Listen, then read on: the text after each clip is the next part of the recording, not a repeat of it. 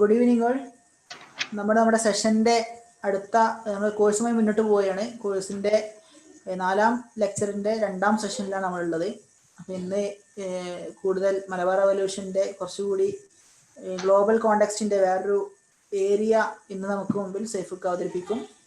അതിനുവേണ്ടി സൈഫ് മാഷിനെ സ്വാഗതം ചെയ്തുകൊണ്ട് നിർത്തുന്നു. സൈഫുക്ക് തുടങ്ങിക്കോളൂ.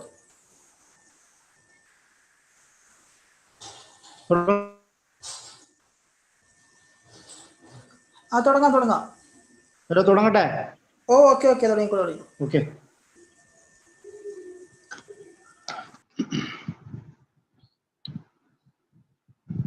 അസ്സലാമു അലൈക്കും.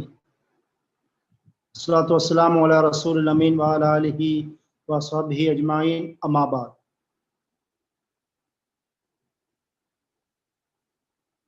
മലബാർ റവല്യൂഷന്റെ ഗ്ലോബൽ കോണ്ടെക്സ്റ്റിനെ കുറിച്ചുള്ള നമ്മുടെ ചർച്ചയുടെ 2ാം ഭാഗമാണ് ഇന്ന് നമ്മൾ സംസാരിക്കാൻ പോകുന്നത്.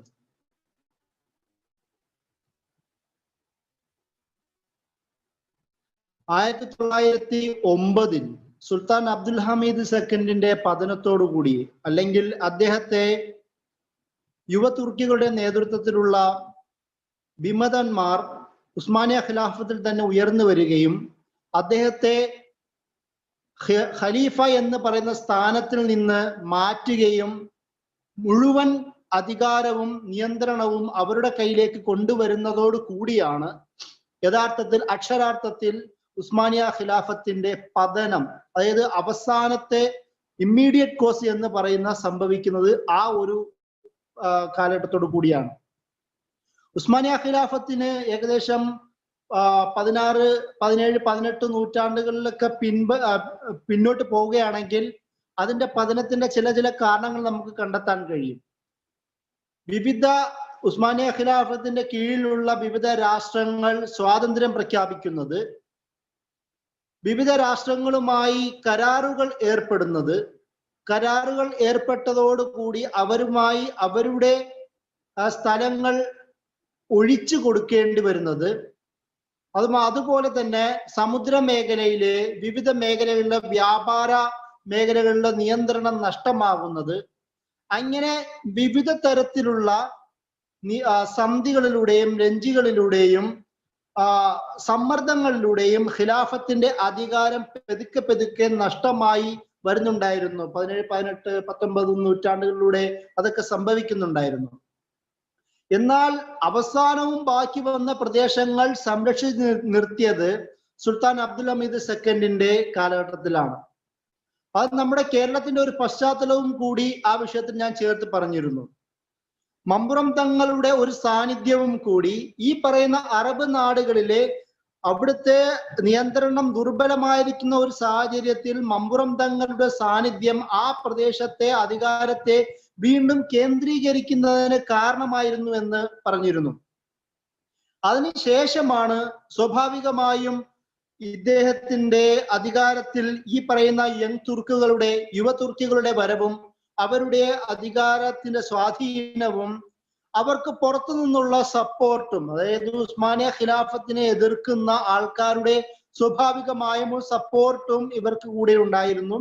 എങ്ങനെയാണെങ്കിലും അദ്ദേഹത്തെ അധികാരത്തിൽ നിന്ന് സ്ഥാനഭ്രഷ്ടനാക്കുകയും 1909 ഖലീഫ എന്ന് പറയുന്ന സ്ഥാനത്ത് നിന്ന് അദ്ദേഹത്തെ എടുത്തു മാറ്റുകയും പിന്നീട് മുഹമ്മദ് 4 എന്ന് പറയുന്ന ഒരാളെ അതിലേക്ക് സ്ഥാപിക്കുകയും ചെയ്യുന്ന ഒരു സംഭവം ഉണ്ടാവുന്നുണ്ട്.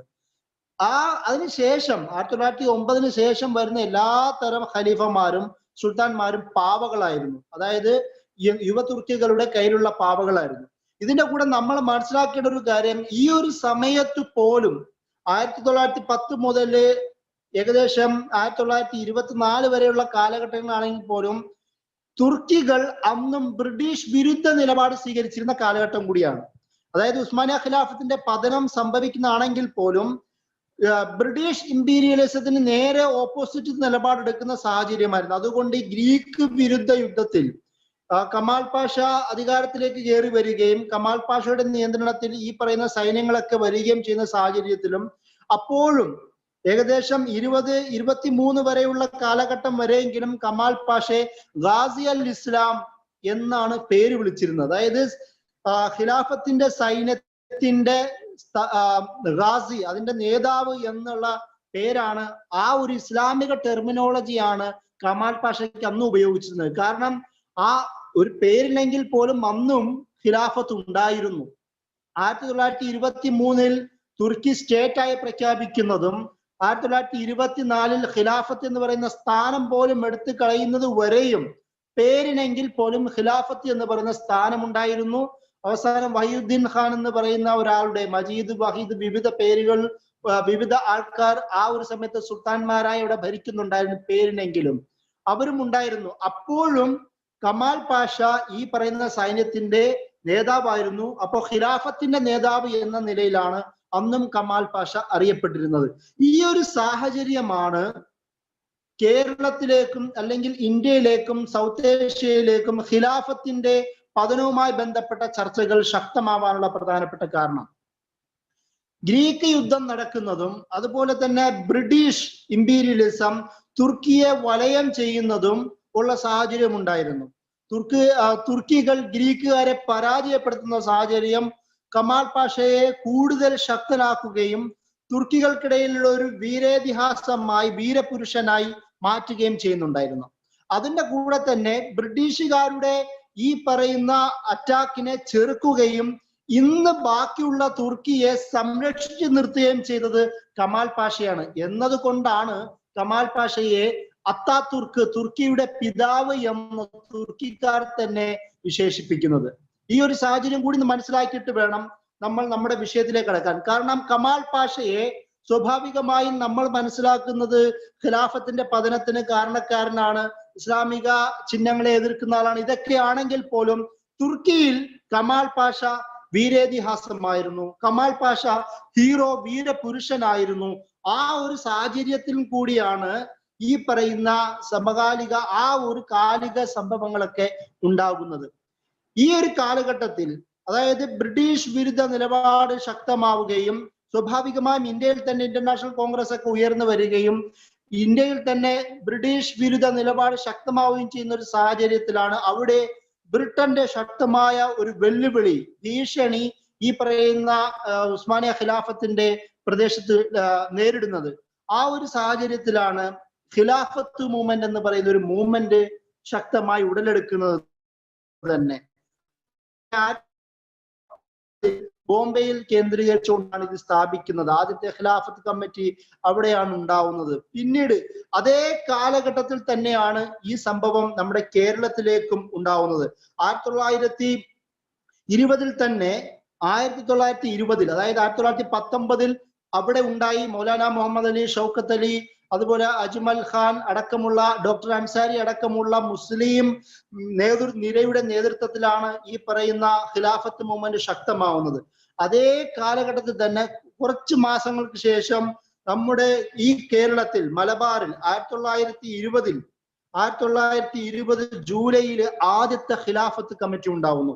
1921 ജൂൺ 30 കൂടി ആവുമ്പോൾ കേരളത്തിൽ ഒട്ടാകെ, പ്രത്യേകിച്ച് മലബാർ കേന്ദ്രീകരിച്ച് 200ഓളം ഖിലാഫത്ത് കമ്മിറ്റികൾ രൂപപ്പെടുകയാണ് ചെയ്യുന്നത്.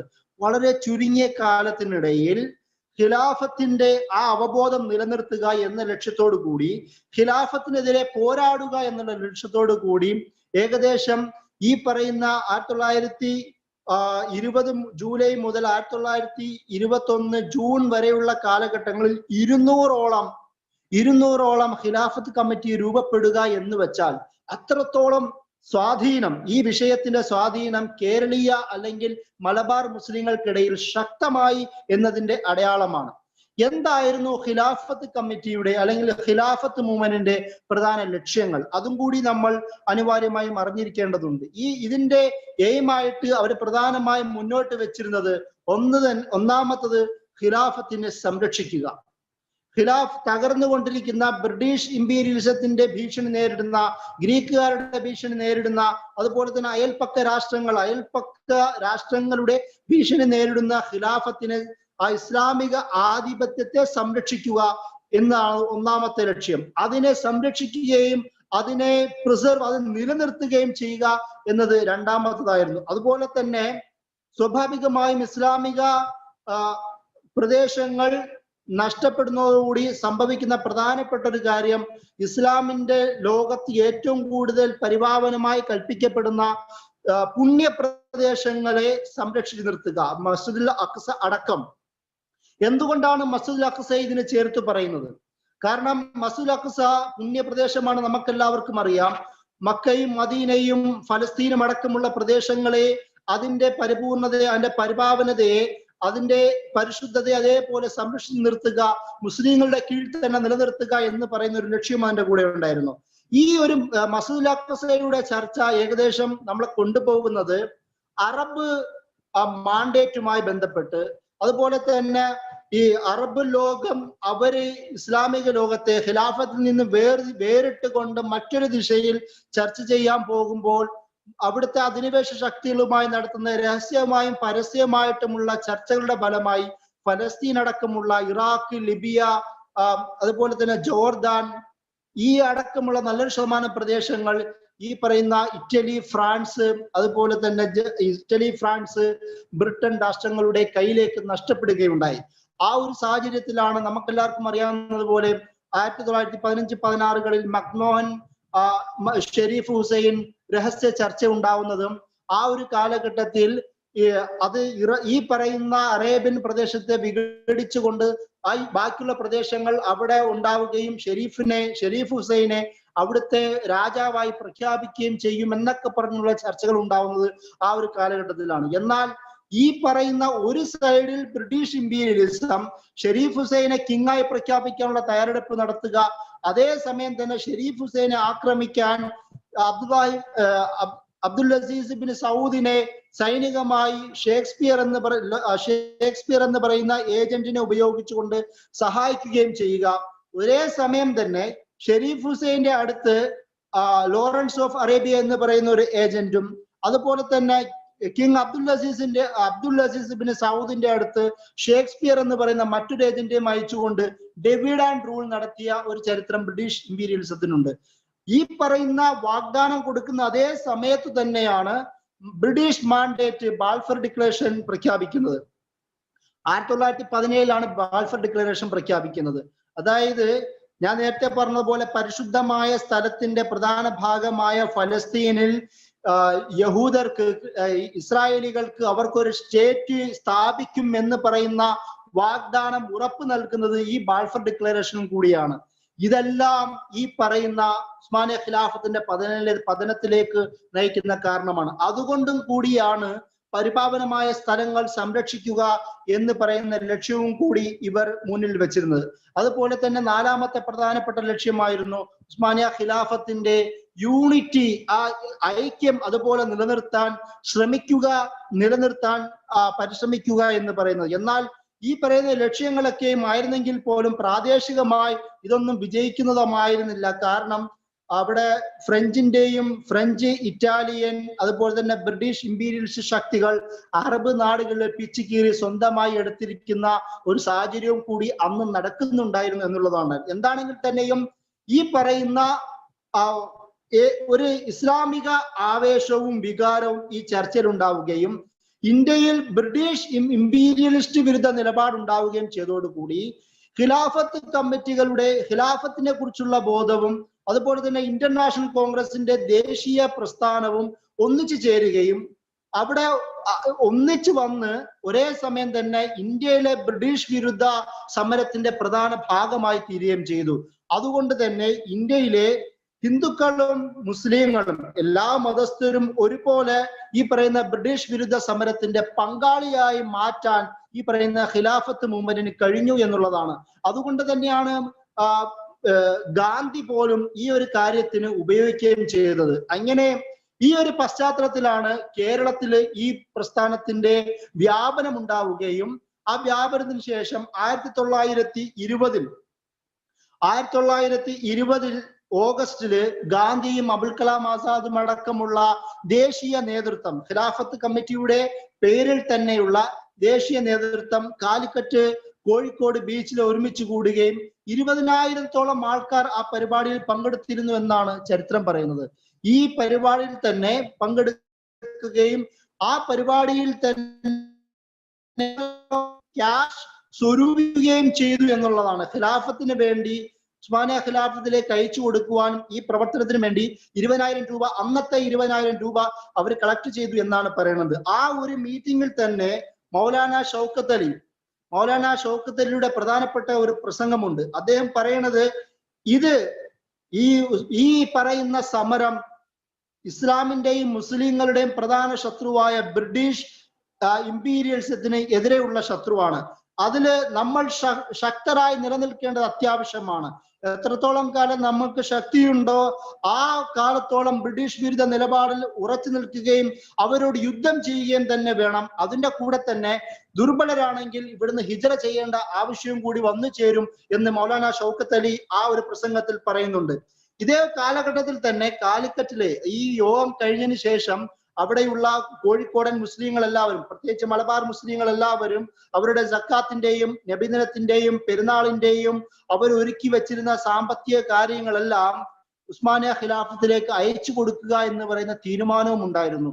അതിന്റെ കൂടെ തന്നെ ഡോക്ടർ അൻസാരുടെ നേതൃത്വത്തിലുള്ള ഇസ്ലാമിക് മിഷൻ, ഇന്ത്യൻ മിഷൻ, അതുപോലെ തന്നെ റെഡ് ക്രസന്റ് എന്ന് പറയുന്ന സന്നദ്ധ സംഘടനകൾക്ക് തങ്ങളുടെ വസ്തുക്കൾ, അതായത് കമ്മലും സ്വർണ്ണാഭരണങ്ങളും സമ്പത്ത് എന്താണോ കൊടുക്കാൻ പറ്റുന്നത് അതൊക്കെ കൊടുത്തുകൊണ്ട് ഗ്രീക്കുകാർക്കെതിരെ പോരാടുന്ന ഈ പറയുന്ന തുർക്കി അവിടുത്തെ സൈന്യത്തിന് അയച്ചു കൊടുക്കുന്ന ഒരു സാഹചര്യവും കൂടി ഉണ്ടായിരുന്നു. അതായത് എന്തിനാണ് ഈ പറയുന്ന ബന്ധമുണ്ടാകുന്നത്? ഇതൊരു ഉസ്മാനിയ ഖിലാഫത്തിലേക്ക്, അതായത് കേരളത്തിലെ ഇങ്ങ് മലബാറിലെ ഈ പറയുന്ന സമരങ്ങൾ അങ്ങ് ദൂരെയുള്ള, അങ്ങ് വെസ്റ്റിന്റെ അടുത്തുള്ള തുർക്കിക്ക് വേണ്ടി പോരാടുക, അവിടുത്തെ ഒരു ഇസ്ലാമിക ആശയം നിലനിർത്തിക്കൊണ്ട് അതിന്റെ പേരിൽ അതിനെ ഉസ്മാനിയ ഖിലാഫത്തിനെ തകർക്കാനും അതുപോലെ തന്നെ അറ്റാക്ക് ചെയ്യാനും തയ്യാറെടുക്കുന്ന ബ്രിട്ടീഷുകാർക്കെതിരെ ഇങ്ങ് കേരളത്തിൽ ഇരുന്നു കൊണ്ട് പൊരുതുക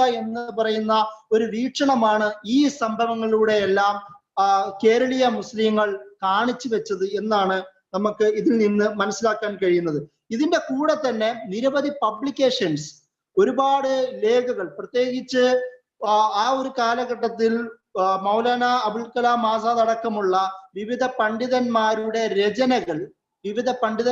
രചനകൾ മലയാളത്തിലേക്ക് ട്രാൻസ്ലേറ്റ് ചെയ്യപ്പെടുകയും ഈ പറയുന്ന ഖിലാഫത്ത് കമ്മിറ്റികൾ, 200ഓളം ഖിലാഫത്ത് കമ്മിറ്റികൾ ഉണ്ടായി എന്ന് ഞാൻ പറഞ്ഞിരുന്നല്ലോ, ഈ പറയുന്ന കമ്മിറ്റികളിലേക്ക് ഇത് വിതരണം ചെയ്യപ്പെടുകയും ചെയ്തിരുന്നു എന്നുള്ളതാണ്. എന്ന് വെച്ചാൽ ഈ പറയുന്ന പോരാട്ടത്തിന് ഫത്വകൾ അടക്കമുള്ള മതവിധികൾ അത്രത്തോളം രൂഢമൂലമായ കാര്യങ്ങൾ വരെയും മുസ്ലിങ്ങൾക്കിടയിൽ, മലബാറികൾക്കിടയിൽ വ്യാപിച്ചിരുന്നു എന്നാണ് നമുക്ക് ഇതിൽ നിന്ന് മനസ്സിലാക്കാൻ കഴിയുന്നത്. ഈ പറയുന്ന ഉറുദുവിലുള്ള നിരവധി പ്രമേയങ്ങൾ, ഇവർക്കെതിരെ പോരാടുന്ന നിരവധി പ്രമേയങ്ങൾ ഇതിന്റെ കൂടെ വിതരണം ചെയ്യപ്പെട്ടിരുന്നു. 500ഓളം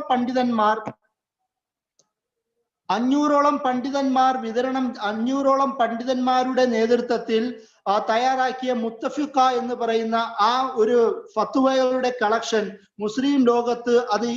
മുസ്ലിം ലോകത്ത് കൂടുതൽ ഈ മലബാർ പ്രദേശങ്ങളിലേക്ക് അവർ വിതരണം ചെയ്യാൻ തയ്യാറായി എന്നുള്ളതും പ്രധാനപ്പെട്ട ഒരു സംഭവമാണ്.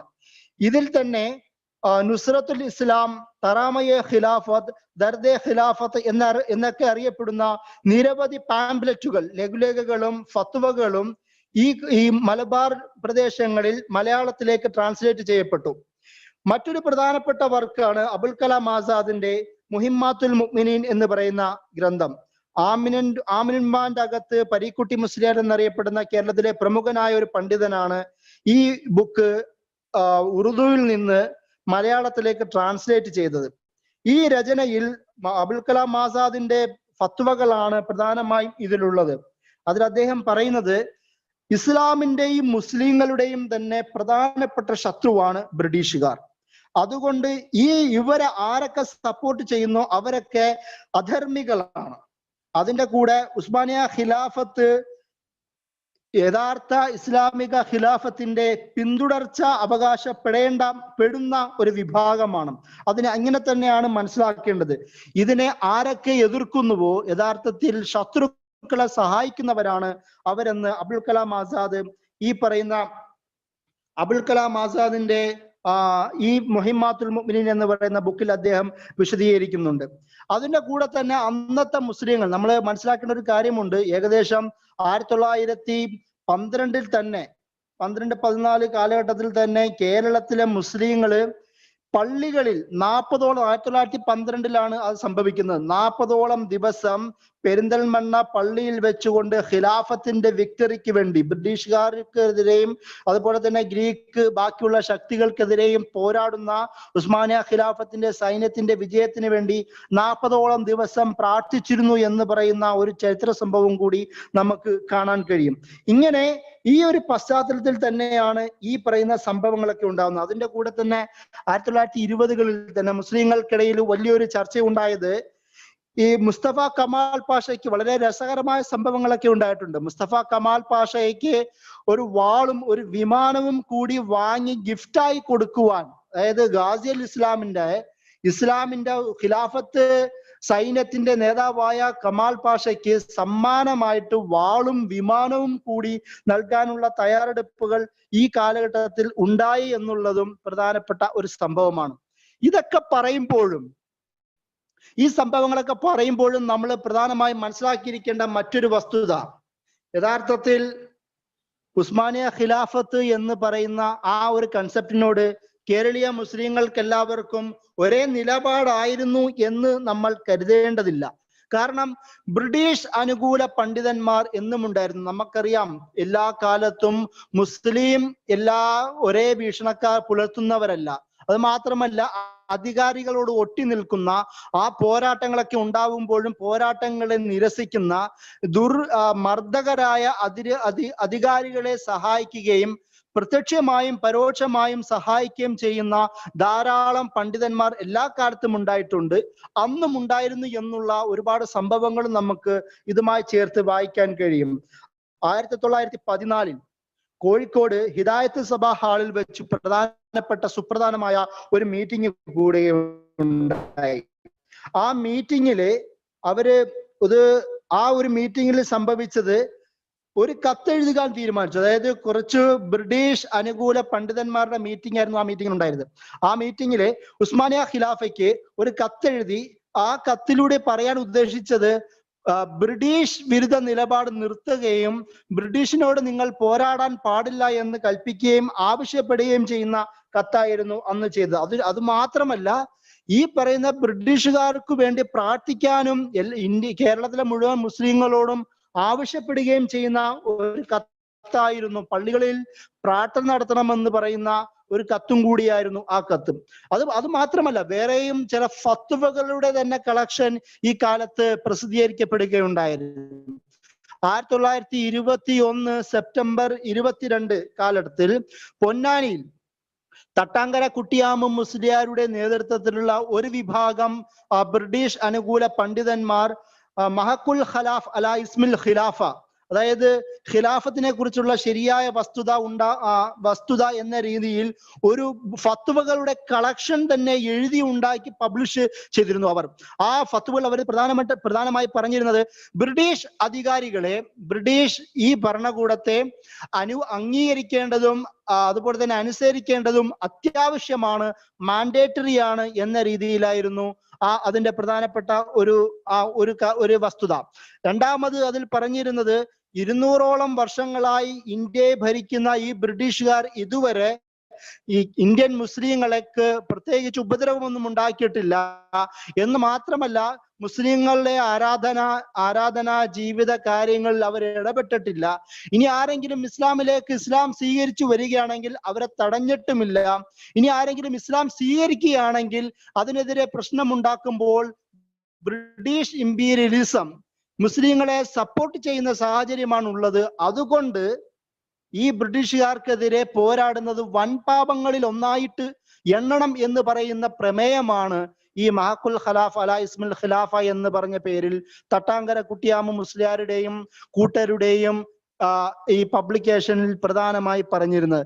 യഥാർത്ഥത്തിൽ അന്ന് തന്നെ ഇതിന്റെ റെഫ്യൂട്ടേഷൻ ഉണ്ടായിട്ടുണ്ട്. അതായത് KM മൗലവിയുടെയും മൊയ്തും മൗലവിയുടെയും നേതൃത്വത്തിൽ ദഅവത്തുൽ ഹഖ് എന്ന പേരിൽ ഈ പറയുന്ന നേരത്തെ പറഞ്ഞ രചനയ്ക്കെതിരെ മറുപടി ഉണ്ടായി. അത് അറബിയിലും അറബി മലയാളത്തിലും ഒരുപോലെ തന്നെ, എന്ന് വെച്ചാൽ മുസ്ലിങ്ങൾക്കിടയിൽ സ്വാധീനം ആ കൃതിക്കുണ്ടാവാൻ പാടില്ല എന്ന് ഉദ്ദേശിച്ചു കൊണ്ട് തന്നെ ഈ പണ്ഡിതന്മാർ മലയാളത്തിലും അറബി മലയാളത്തിലും ഒരുപോലെ തന്നെ ഖണ്ഡനം എഴുതിയ സംഭവം നമുക്ക് കാണാൻ കഴിയും. അതുപോലെ തന്നെ വേറെയും സംഭവം ഉണ്ടായി. കെ അബ്ദുള്ള കുട്ടി മുസ്ലിയാർ എന്ന് പറയുന്ന മറ്റൊരു പണ്ഡിതൻ, മറ്റൊരു ബ്രിട്ടീഷ് അനുകൂല പണ്ഡിതന്റെ നാദുറുൽ മസൂമി ഇലാ മാനൽ ഖിലാഫ കമാഹിയൽ മഷൂരി എന്ന് പറയുന്ന ഒരു കിതാബുണ്ട്. അതായത് ഖിലാഫത്തിന്റെ ശരിയായ അർത്ഥം അറിയാൻ ആഗ്രഹിക്കുന്നവർക്ക് ഉപയോഗിക്കാൻ പറ്റുന്ന ഗ്രന്ഥം എന്ന രീതിയിൽ ഒരു ബുക്ക് എഴുതുകയും ആ ബുക്കിൽ ഒരുപക്ഷെ കേരളത്തിലെ പണ്ഡിതന്മാർ പൊതുവെ പറയാത്തൊരു വർത്തമാനം അദ്ദേഹം പറയുകയും ചെയ്തു. ആ ബുക്കിൽ അദ്ദേഹം പറഞ്ഞത് ഉസ്മാനിയ ഖിലാഫത്ത് എന്ന് പറയുന്നത് ഒരു ഖിലാഫത്തായി പരിഗണിക്കാൻ പാടില്ല, അതൊരു രാജഭരണം മാത്രമാണ്.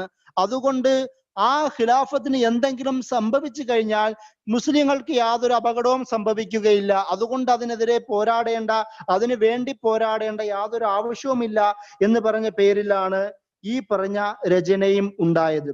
ഇങ്ങനെ മുസ്ലിങ്ങൾക്കിടയിൽ, ഞാൻ നേരത്തെ പറഞ്ഞതുപോലെ മുസ്ലിങ്ങൾക്കിടയിൽ അനുകൂലവുമായും പ്രതികൂലവുമായ കാലഘട്ടം ഉണ്ടായിരുന്ന ഒരു സാഹചര്യവും കൂടിയായിരുന്നു അന്ന്.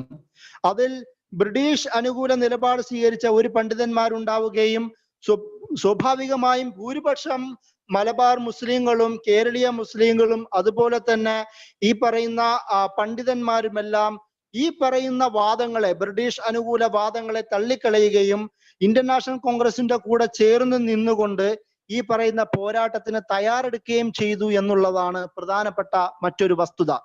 ഇതിന്റെ കൂടെ ചേർത്ത് പറയേണ്ടത് ഉസ്മാനിയ ഖിലാഫത്തിന്റെ സംരക്ഷണത്തിന് വേണ്ടി ആശയപരമായും മതപരമായ ത്യാഗസന്നദ്ധ തെളിയിച്ചത് യഥാർത്ഥത്തിൽ മലബാർ മുസ്ലിങ്ങൾ മാത്രമല്ല എന്നും കൂടി നമ്മൾ ഇതിനോട് ചേർത്ത് പറയേണ്ട ഒരു വസ്തുതയാണ്.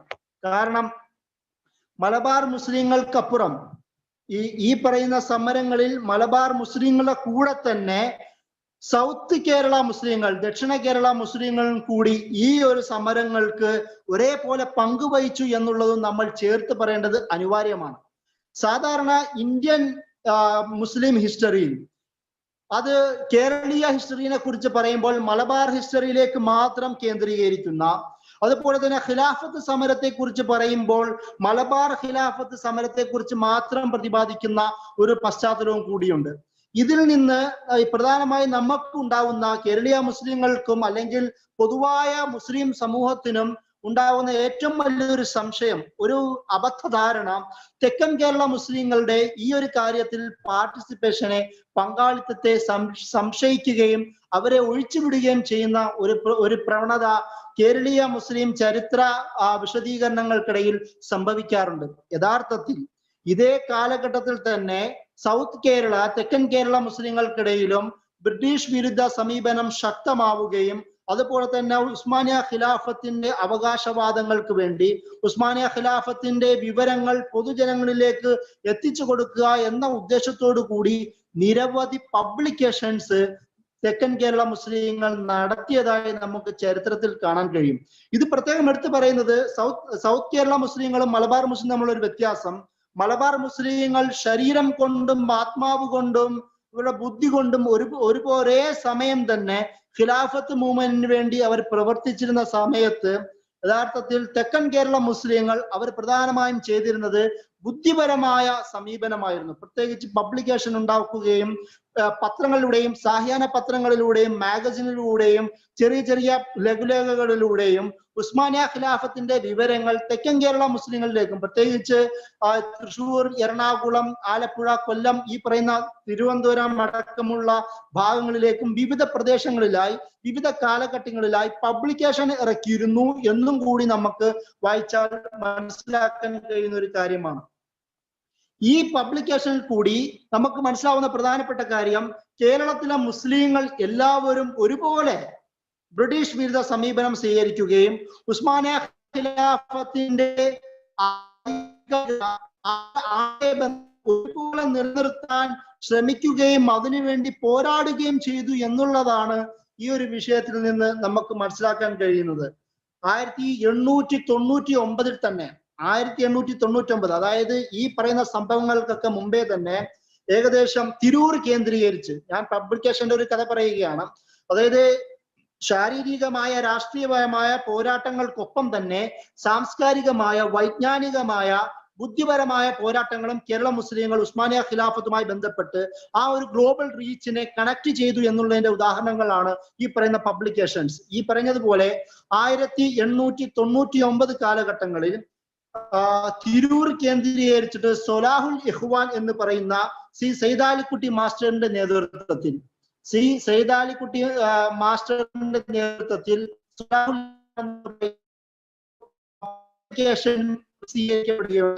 ഉസ്മാനിയ ഖിലാഫത്തുമായി ബന്ധപ്പെട്ട സകല വിവരങ്ങളും, അതുപോലെ തന്നെ തുർക്കിയുമായി ബന്ധപ്പെട്ടതും ഗ്രീക്കുമായി ബന്ധപ്പെട്ടതും അതിനുശേഷം അവർ നേരിടുന്ന വിവിധ പ്രശ്നങ്ങളിൽ അവരെ നിത്യേന, അതായത് ജനങ്ങൾക്ക് ഇടക്കിടക്ക് എത്തിച്ചു കൊടുക്കുവാൻ ഈ പറയുന്ന സൊലാഹുൽ ഇഖ്വാന് കഴിഞ്ഞു എന്നുള്ളതാണ്. അതായത് എത്രത്തോളം പരിശ്രമം ഉണ്ടാവണം.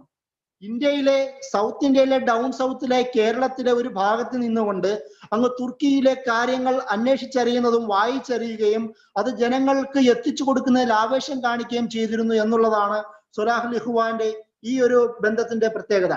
1909 സനാഉള്ള മക്തി തങ്ങളുടെ കൊച്ചിയിൽ കേന്ദ്രീകരിച്ചുകൊണ്ട്, സനാഉള്ള മക്തി തങ്ങൾ കൊച്ചിയിൽ നിന്നുകൊണ്ട് തുർക്കി സമാചാരം എന്ന് പറയുന്ന ഒരു പത്രിക അദ്ദേഹം തയ്യാറാക്കിയിരുന്നു. അതായത് തുർക്കിയിലെ അന്ന് നേരിടുന്ന പ്രശ്നങ്ങളെ ഈ പറയുന്ന 1909 കാലഘട്ടങ്ങളിലാണ് കൊച്ചിൻ ഭാഗങ്ങളിലും ഈ പറയുന്ന വായനകൾ ശ്രദ്ധിക്കേണ്ടതുണ്ട്. കാരണം കൊച്ചിയുടെ ഒരു പ്രത്യേകത നമുക്കെല്ലാവർക്കും അറിയാം, കൊച്ചി ഹാർബർ ഏരിയ ആണ്, അവിടെ ഈ കോസ്റ്റൽ ഏരിയ ആണ്. ഈ ഏകദേശം എല്ലാ ഇസ്ലാമിക വായനകളും, മലബാറിൽ നടക്കുന്ന എല്ലാ ഇസ്ലാമിക വായനകളും പബ്ലിക്കേഷൻസും വളരെ പെട്ടെന്ന് തെക്കൻ കേരളത്തിലേക്ക് എത്തിക്കുന്നത് പ്രധാനപ്പെട്ട ഒരു സെന്ററാണ് കൊച്ചി. ആ കൊച്ചിയിൽ നിന്നുകൊണ്ടാണ് സനാഉള്ള മക്തി തങ്ങൾ ഈ പറയുന്ന തുർക്കി സമാചാരം പബ്ലിഷ് ചെയ്യുന്നത്. അതുപോലെ ഉസ്മാനിയ ഖിലാഫത്തിലെ അന്ന് വരെ ഉണ്ടായിരുന്ന വിപ്ലവങ്ങളെ, അവർക്കിടയിൽ ഉണ്ടായിരുന്ന പരിഷ്കാരങ്ങളെ മുഴുവൻ കേരളീയ മുസ്ലിങ്ങളിലേക്ക് എത്തിച്ചു കൊടുക്കാൻ ഈ തുർക്കി സമാചാരത്തിന് കഴിഞ്ഞു എന്നുള്ളതാണ് നമുക്ക് ഇതിൽ നിന്ന് മനസ്സിലാക്കാൻ കഴിയുന്നത്. അതേ വർഷം തന്നെ കൊച്ചിയിൽ നിന്ന് തന്നെ വി അബ്ദു മുഹമ്മദ് ഹാജി എന്ന് പറയുന്ന മറ്റൊരു പ്രധാനപ്പെട്ട പണ്ഡിതൻ മലബാർ ഇസ്ലാം എന്ന് പറഞ്ഞ പേരിൽ മറ്റൊരു പത്രികയും അദ്ദേഹം പബ്ലിഷ് ചെയ്തിരുന്നു, അദ്ദേഹം പുറത്തിറക്കിക്കൊണ്ടിരുന്നു. ഇതേ വിഷയങ്ങൾ തന്നെയാണ് ഉസ്മാനിയ ഖിലാഫത്തുമായി ബന്ധപ്പെട്ടതും ലോക മുസ്ലിങ്ങളുടെ ചലനങ്ങളും ഈ പറയുന്ന മലബാർ ഇസ്ലാം എന്ന് പറയുന്ന പബ്ലിക്കേഷനിലും അദ്ദേഹം ഉൾപ്പെടുത്തിയിരുന്നു. 1920 വർക്കലയിലെ എ മുഹമ്മദ് കുഞ്ഞിക്കാക്ക എന്ന് പറയുന്ന മറ്റൊരു പണ്ഡിതൻ ഖിലാഫത്ത് പത്രിക എന്ന് പറയുന്ന പേരിൽ ഒരു പത്രിക, ഒരു ഈ പറയുന്ന പബ്ലിക്കേഷൻ അദ്ദേഹം തയ്യാറാക്കിയിരുന്നു. നോക്കുക, 1920കളുടെ കാലഘട്ടത്തിലാണ്. 21 നമ്മൾ പ്രധാനപ്പെട്ട വിഷയമായ 21 മുമ്പേ തന്നെ കേരളത്തിലേക്ക് ഉസ്മാനിയ ഖിലാഫത്തും തുർക്കിയും ഗ്രീക്കും അറബ് ലോകവുമായി ബന്ധപ്പെട്ട വിഷയങ്ങൾ കേരളത്തിലേക്ക് എത്തിച്ചു കൊടുക്കാൻ തെക്കൻ കേരള മുസ്ലിങ്ങൾ പോലും തീവ്രമായ ഉത്സാഹം കാണിച്ചിരുന്നു എന്നുള്ളതാണ് ഈ പബ്ലിക്കേഷൻ തന്നെ കാണിക്കുന്നത്. ഇദ്ദേഹം തന്നെ ഈ പറയുന്ന എ മുഹമ്മദ് കുഞ്ഞിക്കാക്കയുടെ തന്നെ 1924 അൽമനാർ എന്ന് പറയുന്ന ഈ പറയുന്ന സംഭവങ്ങൾക്ക് ശേഷം അദ്ദേഹം തന്നെ മറ്റൊരു പബ്ലിക്കേഷനും ഇതേ വിഷയങ്ങൾ തന്നെ ജനങ്ങളിലേക്ക് എത്തിക്കുവാൻ മറ്റൊരു പത്രികയും കൂടി തയ്യാറാക്കി എന്നുള്ളതാണ്. ഈ ഒരു കാലഘട്ടത്തിൽ തന്നെ പിന്നീട് 1930കൾക്ക് ശേഷവും തെക്കൻ കേരള മുസ്ലിങ്ങൾക്കിടയിൽ ദീപിക പോലുള്ള മാഗസിൻ, അതുപോലെ തന്നെ ആലപ്പുഴ കേന്ദ്രീകരിച്ചുകൊണ്ട് ഇസ്ലാം ദൗത്യം എന്നതുപോലെ പേരിലും മുസ്ലിം എന്ന് പറയുന്ന പത്രികകളും തെക്കൻ കേരള ആലപ്പുഴയിൽ തന്നെ അത് പബ്ലിഷ് ചെയ്തിരുന്നു. കൊല്ലത്ത് നിന്നുകൊണ്ട് കേരള ചന്ദ്രിക എന്ന് പറഞ്ഞ പേരിൽ ഇതേ കാലഘട്ടത്തിൽ തന്നെ പബ്ലിക്കേഷൻ ഇറക്കിയിരുന്നു. നിങ്ങൾ ആലോചിച്ച് നോക്കുക, മലബാർ മുസ്ലിങ്ങൾ ശാരീരികമായും രാഷ്ട്രീയപരമായും ഉസ്മാനിയ ഖിലാഫത്തിന് വേണ്ടി പോരാടുകയും ബ്രിട്ടീഷ് ഇമ്പീരിയത്തോടുകൂടി പ്രത്യക്ഷമായി അക്ഷരാർത്ഥത്തിൽ യുദ്ധം ചെയ്യുന്ന സാഹചര്യത്തിൽ തെക്കൻ കേരള മുസ്ലിങ്ങൾ വൈജ്ഞാനികമായും സാംസ്കാരികമായി ഇതേ പറയുന്ന വിഷയത്തിൽ ഒരുപോലെ ഇടപെട്ടിരുന്നു എന്നുള്ളതും കൂടി നമ്മൾ 1921 പശ്ചാത്തലത്തിൽ ഈ ഗ്ലോബൽ കോണ്ടെക്സ്റ്റിന്റെ പശ്ചാത്തലത്തിൽ ആ ഒരു കോണ്ടെക്സ്റ്റ് മുന്നിൽ വെച്ചുകൊണ്ട് മനസ്സിലാക്കേണ്ട പ്രധാനപ്പെട്ട വസ്തുതയാണ്. ഈ ഒരു പശ്ചാത്തലത്തിലേക്കാണ് 1921 കടന്നു വരികയും നമ്മുടെ വാരൻകുന്നത്ത് കുഞ്ഞഹമ്മദ് ഹാജിയുടെയും ആലി മുസ്ലിയാരുടെയും നേതൃത്വത്തിൽ പോരാട്ടങ്ങൾ ഉണ്ടാവുകയും ആ പോരാട്ടങ്ങളിലൂടെ ഏകദേശം നല്ലൊരു ശതമാനം ഭാഗം ബ്രിട്ടീഷ് ആധിപത്യത്തിൽ നിന്ന് പിടിച്ചെടുക്കുകയും അങ്ങനെ ഒരു 6 മാസം മലയാളം രാജ്യം എന്ന് പറയുന്ന പേരിൽ അത് തങ്ങളുടെ കയ്യിലേക്ക് കൊണ്ടുവരികയും സ്വാഭാവികമായും ബ്രിട്ടീഷുകാർ, ശക്തരായ ബ്രിട്ടീഷുകാർ അവരുടെ ശക്തി ഉപയോഗിച്ചുകൊണ്ട് തന്നെ ഇതിനെ തകർക്കാൻ ശ്രമിക്കുകയും അങ്ങനെ ആദ്യം ആലി മുസ്ലിയാരിനെ കീഴടക്കുകയും പിന്നീട് വാരിൻകുന്നത്ത് കുഞ്ഞഹമ്മദ് ഹാജിനെ കോട്ടപ്പുറം കുന്നിൽ വെച്ചുകൊണ്ട് അദ്ദേഹത്തെ കോട്ടക്കുന്ന് വെച്ചുകൊണ്ട് അദ്ദേഹത്തെ വധിക്കുകയും ചെയ്യുന്നതിന്റെ ചരിത്രമൊക്കെ നമുക്ക് നന്നായി അറിയാം. ഈ ഒരു പശ്ചാത്തലത്തിൽ എങ്ങനെയാണ് വാരൻകുന്നത്തിന്റെ ജീവിതത്തിലും ആലി മുസ്ലിയാരുടെ ജീവിതത്തിലും തുർക്കി ഖിലാഫത്തിന്റെ ചിഹ്നങ്ങൾ ഉണ്ടായിരുന്നത് എന്നും കൂടി നമ്മൾ മനസ്സിലാക്കേണ്ടത് അനിവാര്യമാണ്. വാരൻകുന്നത്തിന്റെ പടയാളികൾക്ക് പ്രധാനമായും ധരിച്ചിരുന്നത് തുർക്കി തൊപ്പിയായിരുന്നു. വാരൻകുന്നത്ത് തന്നെ ആ തെസ് എന്നറിയപ്പെടുന്ന തുർക്കി തൊപ്പി, നീളമുള്ള തുർക്കി തൊപ്പി ധരിച്ചിരുന്നു. അതുപോലെ തന്നെ റെഡ് കളറിലുള്ള പടച്ചട്ട ഡ്രസ്സ് ഗൗൺ അവർ ധരിച്ചിരുന്നു. അതുപോലെ തന്നെ പടച്ചട്ട അവർ ധരിച്ചിരുന്നു. ഈ പറയുന്ന തുർക്കി സൈന്യത്തിന്റെ കേരളീയ മാതൃക, മലബാർ മാതൃക അവർ സ്വീകരിച്ചിരുന്നു. ചില നിരീക്ഷണം പറയുന്നുണ്ട് ഇദ്ദേഹവും അതുപോലെ തന്നെ ഖിലാഫത്തുമായി ബന്ധപ്പെട്ട ചില കോണ്ടാക്ട് ഉണ്ടായിട്ടുണ്ട് എന്ന് പറഞ്ഞ ചില രേഖകൾ വായിക്കാൻ കഴിഞ്ഞിട്ടുണ്ട്. അതുപോലെ തന്നെ ഉസ്മാനിയ ഖിലാഫത്തിന്റെ ആ ഒരു ചിത്രം തങ്ങളുടെ പടയാളികളിലേക്ക് പോലും പകർന്നു നൽകാൻ ആ ഒരു ഗ്ലോബൽ കണക്ഷൻ, ഗ്ലോക്കൽ, അതായത് ഗ്ലോബലും ലോക്കലും ചേർന്ന് നിൽക്കുന്ന ആ ഗ്ലോക്കൽ കണക്ഷൻ നൽകുവാൻ വാരൻകുന്നത്ത് കുഞ്ഞഹമ്മദ് ഹാജിക്കും ആലി മുസ്ലിയാരിനും ഒരുപോലെ കഴിഞ്ഞു എന്നുള്ളതാണ്. സുൽത്താൻ എന്നുള്ള പദം തന്നെ അന്ന് അവരെ ഉപയോഗിച്ചുകൊണ്ടും രാജാവ് എന്നുള്ള പദം തന്നെ ബ്രിട്ടീഷുകാർ ഉപയോഗിച്ചതായും നമുക്ക് കാണാൻ കഴിയും. ഇതുപോലെ തന്നെ ഈ പറയുന്ന പോരാട്ടങ്ങളിൽ ബ്രിട്ടീഷുകാർ നമുക്കറിയാം, അതായത് ബ്രിട്ടീഷ് വിരുദ്ധ പോരാട്ടം നയിച്ചിരുന്ന നല്ല ശതമാനം അന്നത്തെ ആൾക്കാരും വഹാബികൾ എന്നുള്ള പേര് പോലും ഈ ബ്രിട്ടീഷ് വഹാബികൾ എന്നുള്ള പേര് യഥാർത്ഥത്തിൽ നമുക്കറിയാം അതൊരു മറ്റൊരു തരത്തിൽ ഉപയോഗിക്കുന്ന പദമാണെങ്കിൽ പോലും ബ്രിട്ടീഷ് വിരുദ്ധ നിലപാട് സ്വീകരിച്ചിരുന്ന മദ്രാസിലെ ഈ പറയുന്ന പോരാട്ടങ്ങൾ ഉണ്ടായിരുന്ന മുസ്ലിങ്ങളെ ചില രേഖകളിൽ വഹാബികൾ എന്നുള്ള പദം പോലും ഉപയോഗിച്ചതായി നമുക്ക് കാണാൻ കഴിയും. ഇങ്ങനെ 1921 കേരളം കണ്ട, ഇന്ത്യ കണ്ട, പ്രത്യേകിച്ച് ലോകം കണ്ട വിദേശ മാധ്യമങ്ങളടക്കം പബ്ലിഷ് ചെയ്ത ആ സംഭവം ഉണ്ടാവുന്ന ഈ പശ്ചാത്തലത്തിലേക്ക് ഈ തരത്തിലുള്ള അങ്ങ് തുർക്കിയിൽ നിന്നും അതുപോലെ തന്നെ നോർത്ത് ഇന്ത്യയിൽ നിന്നും കേരളത്തിന്റെ വിവിധ ഭാഗങ്ങളിൽ നിന്നും മലബാറിലേക്ക് കേന്ദ്രീകരിക്കപ്പെടുകയും 6 മാസം ബ്രിട്ടീഷ് സാമ്രാജ്യത്തെ പിടിച്ചു കുലുക്കിയ, ഭയപ്പെടുത്തിയ, മുസ്ലിങ്ങളുടെ ഒരു അധികാരം സംരക്ഷിച്ചു നിർത്തിയ മഹാനായ വാരൻകുന്നത്ത് കുഞ്ഞഹമ്മദ് ഹാജിയും ആലി മുസ്ലിയാരുടെയും സംഭവത്തിലേക്ക് ഈ പറയുന്ന ഗ്ലോബൽ കണക്ഷൻ, ഗ്ലോബൽ കോണ്ടെക്സ്റ്റ് കോർക്കപ്പെടുകയാണ്. ഇങ്ങനെയാണ് നമ്മുടെ ചരിത്രം വായിക്കേണ്ടത് എന്ന് പറഞ്ഞുകൊണ്ട് നിർത്തുന്നു. വാഖിറു ദഅ്വാനാ അൽഹംദുലില്ലാഹി റബ്ബിൽ ആലമീൻ. അസ്സലാമു അലൈക്കും.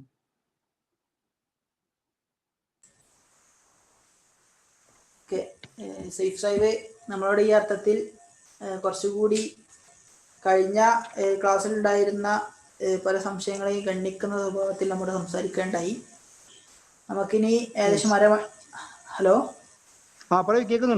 ഏകദേശം അരമണിക്കൂറോളം നമുക്ക് ഡിസ്കഷനുമായി മുന്നോട്ട് പോവാം. യഥാർത്ഥത്തിൽ ഡിസ്കഷനുകൾക്ക് ഓപ്പൺ ആവുകയാണ്. വളരെ ചുരുങ്ങിയ വാക്കുകളിൽ സ്പെസിഫിക്കായി ചോദിക്കാൻ വേണ്ടി ശ്രമിക്കണം. ഓക്കെ.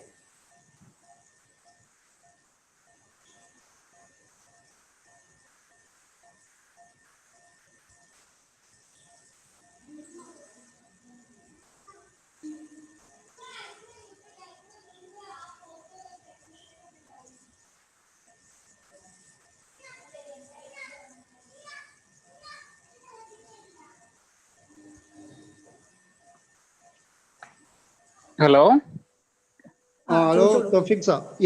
തോഫിക്കാണ്. എനിക്ക് ഒരു ഡൗട്ട് ഉള്ളത്, അതായത് പിന്നെ ഈ കോണ്ടക്സ്റ്റിൽ തന്നെ ആണോന്ന് അറിയില്ല. അതായത് മമ്പുറം തങ്ങന്മാരുടെ സ്വാധീനം കുറക്കാൻ വേണ്ടിയിട്ട് ബ്രിട്ടീഷുകാർ കൊണ്ടോട്ടി കേന്ദ്രീകരിച്ച് ഷിയ പശ്ചാത്തലമുള്ള ഒരു തങ്ങളെ കൊണ്ടുവന്ന് പ്രതിഷ്ഠിക്കണം, അങ്ങനെ ഒരു ഹിസ്റ്ററി കേട്ടിട്ടുണ്ട്. അങ്ങനെ ഒരു സംഭവം പിന്നെ അത് ഈ സമയത്താണോ അതിന്റെ ശേഷമാണോ അതിന്റെ മുമ്പാണോ നിനക്ക് വലിയ ധാരണ? അങ്ങനെ എന്തെങ്കിലും നിനക്ക് വിവരമുണ്ടോ? ഇതേ പശ്ചാത്തലത്തിൽ തന്നെയാണ്. അതായത് സ്വാഭാവികമായും മുസ്ലിങ്ങൾക്കിടയിൽ അന്താരാഷ്ട്ര തലത്തിൽ ഡിവൈഡ് ആൻഡ് റൂൾ നടത്തി വിജയിക്കാൻ കഴിഞ്ഞ ബ്രിട്ടീഷുകാർക്ക് ഈ പറയുന്ന പ്രാദേശിക തലത്തിലും ആ നിലപാട് സ്വീകരിക്കുന്നതിൽ അത്ഭുതമില്ലല്ലോ. അതുകൊണ്ട് തന്നെയാണ് മുസ്ലിങ്ങൾക്കിടയിൽ നേരത്തെ പറഞ്ഞതുപോലെ ഒരു കുറച്ച് വിഭാഗം പ്രോ മുസ്ലിങ്ങളെ ഇവർക്ക് ലഭിക്കുക തന്നെ ചെയ്തത്. അപ്പോ അന്ന് ഈ പറയുന്ന തങ്ങന്മാരെയും അടക്കമുള്ള അവർ ഉപയോഗിച്ചിട്ടുണ്ട്. പിന്നെ മറ്റൊന്ന്, ഷീ പശ്ചാത്തലമുള്ള തങ്ങൾ എന്ന് പറയുന്ന ഒരു അപ്പൻഡിക്സ് ചേർക്കേണ്ടതില്ല. കാരണം ഷിയാക്കളും ബ്രിട്ടീഷ് വിരുദ്ധ നിലപാട് സ്വീകരിച്ച ചരിത്രം ഒരുപാടുണ്ട്. അപ്പൊ നമ്മളുടെ ചരിത്രത്തിൽ പലപ്പോഴും ഷീ പണ്ഡിതനായ കൊണ്ടോട്ടിത്തങ്ങൾ അല്ല ഷീ തങ്ങളായ കൊണ്ടോട്ടിത്തങ്ങൾ എന്ന് ചേർക്കുമ്പോൾ ഷിയാക്കൾക്ക് എന്തോ ഒരു പ്രശ്നം ഇതിൽ വരുന്നത് പോലെ ഒരു മീനിങ് ഉണ്ടാവും. അത് വേണമെന്നില്ല. കാരണം ലോകതലത്തിൽ ബ്രിട്ടീഷ് വിരുദ്ധ നിലപാട് സ്വീകരിച്ച ഒരുപാട് ഷിയാക്കളുണ്ട്. അപ്പം അതിലേക്ക് ചേർക്കുക. കാരണം അവിടെ നമ്മൾ ശ്രദ്ധിക്കേണ്ടത് അങ്ങനെ ഒരുപാട് ആൾക്കാരെ, ഈ പറയുന്ന കൊണ്ടോട്ടിത്തങ്ങൾ അടക്കമുള്ള ആൾക്കാരെയും, ഞാൻ നേരത്തെ പറഞ്ഞതുപോലെ തട്ടാങ്കര കുട്ടിയാമ മുസ്ലിയാർ അടക്കമുള്ള ആൾക്കാരെയും ഇവർക്ക് ഉപയോഗിക്കാൻ കഴിഞ്ഞു എന്നുള്ളതാണ്. Okay, thanks. പിന്നെ വേറൊരു ഡൗട്ട് ഉള്ളത്, മറ്റേ മൗദൂദി സാഹിബ് അദ്ദേഹത്തിന് ഈ സമയത്ത് അത് 1908 ഒക്കെ അല്ലേ അദ്ദേഹം ജനിക്കണം? അപ്പൊ അതെ 1920-കളിലാണ് അദ്ദേഹത്തിന്റെ രചന ഉണ്ടാവുന്നത്. അദ്ദേഹത്തിന്റെ ഒരു ഈ പിന്നെ ഖിലാഫത്ത് റിലേറ്റഡ് ആയിട്ടുള്ള എന്തെങ്കിലും വ്യൂസ് ഉണ്ടോ? അതായത് ഉണ്ടല്ലോ, ഖിലാഫത്ത് സമരവുമായി ബന്ധപ്പെട്ട് അദ്ദേഹത്തിന്റെ പബ്ലിക്, അതായത് അദ്ദേഹം അന്ന് തർജുമാനുൽ ഖുർആൻ അടക്കമുള്ള വിവിധ ഈ ജമിയത്തുൽ ഉലമയുടെയും വിവിധ പബ്ലിക്കേഷൻ അത് എഴുതുന്ന ഒരു കാലം ഉണ്ടായിരുന്നു. അത് ഈ അടുത്ത് മലയാളത്തിൽ പ്രബോധനത്തിൽ അത് പബ്ലിഷ് ചെയ്യപ്പെട്ടിരുന്നു. മൗലാന മൗദൂദി മലബാർ സമരത്തെ നിരൂപണം ചെയ്തുകൊണ്ട് അത് അനിവാര്യമാണ്, അതിനെ സപ്പോർട്ട് ചെയ്യേണ്ടത് ആവശ്യമാണ് പിന്നെ അതിൽ വരുന്ന പ്രശ്നങ്ങളെയും കാണുന്നു. അതായത് എല്ലാവരും ഒരുപോലെ വേണ്ട രീതിയിൽ നീങ്ങിയില്ല എങ്കിൽ അത് പരാജയം നേരിടേണ്ടി വരും എന്നൊക്കെ രീതിയിലുള്ള വീക്ഷണങ്ങളും വളരെ ചെറുപ്പക്കാരനായ 18-19 വയസ്സുള്ള മൗലാന മൗദൂദി അന്ന് ആ മൗദൂദിയുടെ വീക്ഷണങ്ങൾ വളരെ ശ്രദ്ധേയമായി തന്നെ വായിക്കേണ്ടതാണ്. പ്രബോധനത്തിൽ 2 മാസങ്ങൾക്ക് മുമ്പ് അത് പബ്ലിഷ് ചെയ്തിട്ടുണ്ട്. ഓക്കെ. പിൽക്കാലത്ത് പിന്നെ മൗദൂദി അതായത് ഒരു 2 നാഷണലിസം, അത് ഒരു സൈഡിൽ അറബ് നാഷണലിസവും അതുപോലെ ഒരു സൈഡിൽ തുർക്കി നാഷണലിസവും ശക്തമാകുന്ന സമയത്ത് അദ്ദേഹം വേറൊരു നിലപാട് സ്വീകരിച്ചിരുന്നു. അതായത് ഈ നാഷണലിസ്റ്റിനെ സപ്പോർട്ട് ചെയ്യേണ്ടാത്ത രീതിയിൽ ഒരു നിലപാട് മാറ്റിയിട്ടുണ്ട് എന്നുള്ള അങ്ങനെ ഒരു ഒബ്സർവേഷൻ ഉണ്ടോ? അത് സ്വാഭാവികമായും തുർക്കിയിൽ വരുന്ന മാറ്റങ്ങൾ, അത് എന്തുകൊണ്ടാണ് ഖിലാഫത്ത് മൂവ്മെന്റ് തകർന്നത്, അതുമായി ബന്ധപ്പെട്ടാണ് ആ ചർച്ചയും. അതായത് ഈ ഇന്ത്യൻ മുസ്ലിങ്ങൾക്കിടയിൽ തന്നെ അവിടെ കമാൽ പാഷ ഖിലാഫത്ത് എന്ന് പറഞ്ഞ സ്ഥാനം എടുത്തു കളയും, ഫുൾ ഫ്ലെഡ്ജ്ഡ് തുർക്കി സ്റ്റേറ്റ് ആയി പ്രഖ്യാപിക്കുകയും ചെയ്യുകയും അതിനു മുമ്പ് സെവറസ് അടക്കമുള്ള ലുസാന അടക്കമുള്ള കരാറുകൾ ഉസ്മാനിയ ഖിലാഫത്ത് വിവിധ കൊളോണിയൽ ശക്തിയുമായി ഏർപ്പെടാൻ സമ്മർദ്ദത്തിലാവുകയും ചെയ്തതോടുകൂടി ഇന്നത്തെ തുർക്കി മാത്രമാവുകയും ആ തുർക്കിയെ സംരക്ഷിച്ച് നിർത്തുക എന്നുള്ള അർത്ഥത്തിൽ റിപ്പബ്ലിക് പ്രഖ്യാപിക്കുകയും ചെയ്തതോടുകൂടി എന്തായി മാറി? തുർക്കി ആധുനിക തുർക്കിയായി മാറി. അപ്പൊ പിന്നെ അതോടുകൂടിയാണ് ഈ പറയുന്ന ഖിലാഫത്ത് മൂവ്മെന്റ് ഇല്ലാതാവുന്നത്. 1924 അത് ഇല്ലാതാവുന്നുണ്ട്. പിന്നെ ഇങ്ങനെ അതൊന്നും നിർന്നു പോവുകയാണ്. പിന്നീട് നാഷണൽ കോൺഗ്രസിന്റെ ദേശീയ പ്രസ്ഥാനമായി നിലനിൽക്കുകയും ബാക്കിയൊക്കെ ഇല്ലാതാവുകയും ചെയ്യുന്ന സംഭവമൊക്കെ ഉണ്ടായിട്ടുണ്ട്. ആ ഒരു സാഹചര്യത്തിൽ മൗലാന മൗദൂദിയും എന്ത് പറയുന്നുണ്ട്, ഈ വീക്ഷണം മുന്നിൽ വെക്കുന്നുണ്ട്. അതായത് തുർക്കിയിൽ നടക്കുന്ന മാറ്റങ്ങൾ എന്താണ്, അത് ഇസ്ലാമിക രീതിയിലല്ല. കാരണം കമാൽ പാഷയുടെ പോക്കുകൾ അത് ശരിയല്ലാത്തതല്ല എന്ന രീതിയിൽ മൂപ്പര് വീക്ഷിക്കുന്നുണ്ട്. അതിന്റെ കൂടെ തന്നെ അത് മൗലാന മൗദൂദി മാത്രമല്ല, കമാൽ പാഷയുടെ ആദ്യകാലത്ത് അന്നത്തെ തുർക്കിയിലെ പ്രമുഖ പണ്ഡിതനായിരുന്ന ബദിയുസ്സമാൻ സയ്യിദ് നൂർസി കമാൽ പാഷയെ ആദ്യം സപ്പോർട്ട് ചെയ്തിരുന്നു. ഇന്ത്യയിലെ കേരളീയ പണ്ഡിതന്മാർ കമാൽ പാഷയെ സപ്പോർട്ട് ചെയ്തിരുന്ന അതേ സമയത്ത് തന്നെയാണ് ബദിയുസ്സമാൻ സയ്യിദ് നൂർസിയും തുർക്കിയിൽ സപ്പോർട്ട് ചെയ്തിരുന്നത്. പക്ഷെ പിന്നീട് കമാൽ പാഷയുടെ റിഫോമു എന്ന് പറഞ്ഞ പേരിൽ നടക്കുന്ന യൂറോപ്യനൈസേഷൻ സെക്കുലറൈസേഷൻ പ്രൊജക്റ്റുമായി എതിർത്തുകൊണ്ട് പ്രതിഷേധമായി വരികയും പിന്നീട് അദ്ദേഹത്തെ ജയിലിടുകയും ചെയ്യുന്നുണ്ട് കമാൽ പാഷ. അത്താതുർക്ക് അന്ന് കമാൽ പാഷയല്ല, പിന്നീട് അത്താതുർക്കായി മാറുകയാണ്, അതായത് പ്രസിഡന്റായി മാറുകയാണ്. ഈ അത്താതുർക്ക് പിന്നീട് ജയിലിടുകയും ചെയ്യുന്നുണ്ട്. അപ്പൊ ഇത് ലോകതലത്തിൽ മുസ്ലിങ്ങൾക്കിടയിൽ തന്നെ ഇതുമായി ബന്ധപ്പെട്ട അഭിപ്രായ വ്യത്യാസമുണ്ട്. ഈ ഡോക്ടർ അൻസാരി, ജാമിയ മില്ലിയയുടെ സ്ഥാപകന്മാരിലൊരായ ഡോക്ടർ അൻസാരി തന്നെയും അദ്ദേഹത്തിന്റെ വീക്ഷണങ്ങൾ മാറാൻ ഇതിന് കാരണമാവുന്നതായിട്ട് നമുക്ക് ഈ ഇതുമായി ബന്ധപ്പെട്ട രചനകൾ വായിക്കാൻ കഴിയും. അതായത് ഖാലിദെ അദീബ് അദിവാർ എന്ന് പറഞ്ഞ പേരിൽ തുർക്കിയിലെ പ്രമുഖരായ ഒരു കമാൽ അത്താതുർക്കിന്റെ സഹപ്രവർത്തക ജാമ്യ മില്ലയിൽ വരികയും 1935 ഒരു ജാമ്യ മില്ലയിൽ പ്രഭാഷണം സംഘടിപ്പിക്കുന്നുണ്ട്. ആദ്യകാലം അവർ കമാൽ പാഷയുടെ സഹപ്രവർത്തകയായിരുന്നു. പിന്നീട് കമാൽ പാഷയുടെ തീവ്ര ദേശീയതയും കമാലിസ്റ്റ് പ്രൊജക്ടിനെയും എതിർത്തുകൊണ്ടാണ് പിന്നീട് വരുന്നത്. അപ്പോഴും അവർ ഈ പ്രത്യേകം എടുത്തു പറയുന്ന ഒരു കാര്യം ഇത് തന്നെയാണ്. ഈ പറയുന്ന ഖിലാഫത്തിന്റെ ഒരു അവസ്ഥ നിങ്ങൾ കരുതുന്നത് പോലല്ല, അത് ആ കൂടി പ്രശ്നമാണ് എന്ന് ഇന്ത്യൻ മുസ്ലിങ്ങളെ ബോധിപ്പിക്കുന്ന ഒരു പ്രഭാഷണ പരമ്പരയായിരുന്നു ഈ ഖാലിദെ അദീബ് അദിവാറിന്റെ പ്രസംഗം. അങ്ങനെ മൗലാന മൗദൂദി മാത്രമല്ല, നിരവധി തുർക്കിയിലടക്കമുള്ള അല്ലെങ്കിൽ ഇന്ത്യയിലടക്കമുള്ള നിരവധി പണ്ഡിതന്മാരും മൗദൂദി സാഹിബിന്റെ അതേ വീക്ഷണം പുലർത്തിയിരുന്നു. Okay, thanks. പിന്നെ അതുപോലെ മറ്റേ ഈ ഖിലാഫത്തുമായി ബന്ധപ്പെട്ട് മറ്റേ നമ്മളെ നാട് കടത്തപ്പെട്ട ആൾക്കാരുണ്ടല്ലോ, അതായത് നമ്മുടെ ഈ മലേഷ്യ, സിംഗപ്പൂർ ഭാഗത്തേക്കൊക്കെ പിന്നെ ഫോഴ്സ്ഫുൾ ലേബറിനൊക്കെ നാട് കടത്തപ്പെട്ട ആൾക്കാരൊക്കെ പിന്നീട് പിന്നെ ഈ അവരും അവരുടെ പിന്നെ തലമുറയിലുള്ള ആൾക്കാരൊക്കെ പിന്നീട് ഈ സുഭാഷ് ചന്ദ്രബോസ് പിന്നെ INA ഒക്കെ കേന്ദ്രീകരിച്ച് പ്രവർത്തിക്കണം അവിടെയൊക്കെ ആയിരുന്നല്ലോ. അവരുമായിട്ട് എന്തൊക്കെയോ മീൻസ് പിന്നെ അവർക്ക് സഹായം കിട്ടിയിട്ടുണ്ടെന്നൊക്കെ പറഞ്ഞിട്ട് അവര് അങ്ങനെ ജസ്റ്റ് കേട്ടിട്ടുണ്ട് എവിടെയെങ്കിലും, അങ്ങനെ എന്തെങ്കിലും അറിയോന്ന്? സ്വാഭാവികമായി ഇവിടുന്ന് കടന്നു പോയവർ ഇപ്പം ആദ്യകാലം ബ്രിട്ടീഷുകാർ നാടുകടത്തിയപ്പോൾ പലരെയും അഫ്ഗാൻ അതിർത്തിയിൽ വെച്ച് വധിക്കപ്പെട്ടിട്ടുണ്ട്, ബ്രിട്ടീഷുകാരെ കൊന്നിട്ടുണ്ട്. ചില ആൾക്കാർ തിരിച്ചു വരാൻ ശ്രമിക്കുകയും കൊല്ലപ്പെടുകയും മരിക്കപ്പെടുകയും ചെയ്യുന്നുണ്ട്. പിന്നീട് ഈ പറയുന്ന INA രൂപീകരിക്കുന്നതോടുകൂടി ഒരുപാട് ആൾക്കാർ അതിൽ ചേരുന്നുണ്ട്. പിന്നെ ഇവരുടെ പൂർണ്ണമായ വിവരം വേറെ അന്വേഷിക്കേണ്ടതാണ്, അവർ പിന്നീട് എന്ത് സംഭവിച്ചു എന്നുള്ളത്. അപ്പം ഇന്ത്യയിൽ നിന്ന്, കേരളത്തിൽ നിന്ന് ഒരുപാട് പേര് മാഹി പോലുള്ള, ഈ മാഹിയല്ല, നമ്മുടെ ഈ മലേഷ്യൻ, സൗത്ത് ഏഷ്യൻ ഭാഗങ്ങളിൽ കുടിയേറിയ ഒരുപാട് പേരുണ്ട്. ഇപ്പൊ മലേഷ്യയിലേക്ക് പനാങ് പോലുള്ള പ്രദേശങ്ങളിൽ മുസ്ലിം മലബാറികൾ, മലയാളി ഒരുപാട് തിങ്ങിക്കൂടി താമസിക്കുന്ന ഒരുപാട് സ്ഥലങ്ങളുണ്ട്. പലരും ഇതിനു മുമ്പും ബ്രിട്ടീഷ് വിരുദ്ധ നിലപാടൊക്കെ സ്വീകരിച്ചുകൊണ്ടാണ്. ആൻഡമാൻ നിക്കോബാർ ദ്വീപിലെയും കേരളീയ മുസ്ലിം സാന്നിധ്യം അങ്ങനെ രൂപപ്പെടുത്തിയിട്ടുണ്ട്. അവിടെയും അവിടുത്തെ ഒരു ഡെമോഗ്രഫി ചേഞ്ച് ചെയ്യുന്നതിലും ഈ പറയുന്ന ഖിലാഫത്ത് സമരങ്ങൾ കാരണമായിട്ടുണ്ട്. പിന്നെ നിങ്ങൾ പറഞ്ഞതുപോലെ അവരെ കുറിച്ച് കൂടുതൽ വിവരം വേറെ അന്വേഷിക്കേണ്ടതാണ്. Okay, thanks.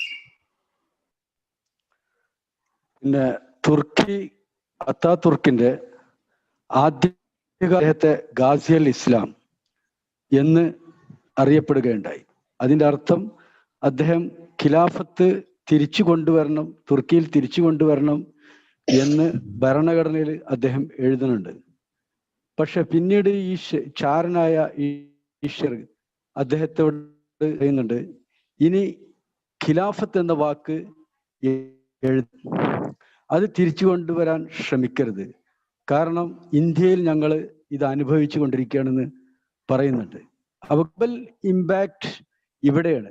ഇന്ത്യയിലുണ്ടായ ഖിലാഫത്ത് അത് തുർക്കിയിൽ വീണ്ടും ഖിലാഫത്ത് വരാതിരിക്കാൻ അദ്ദേഹം അത്താതുർക്കിനെ നിർബന്ധിക്കുകയും അങ്ങനെയാണ് അദ്ദേഹം ആ ഖിലാഫത്ത് തിരിച്ചു കൊണ്ടുവരണം എന്നുള്ള ഭരണഘടനയിൽ നിന്ന് എടുത്ത് മാറ്റുന്നത്.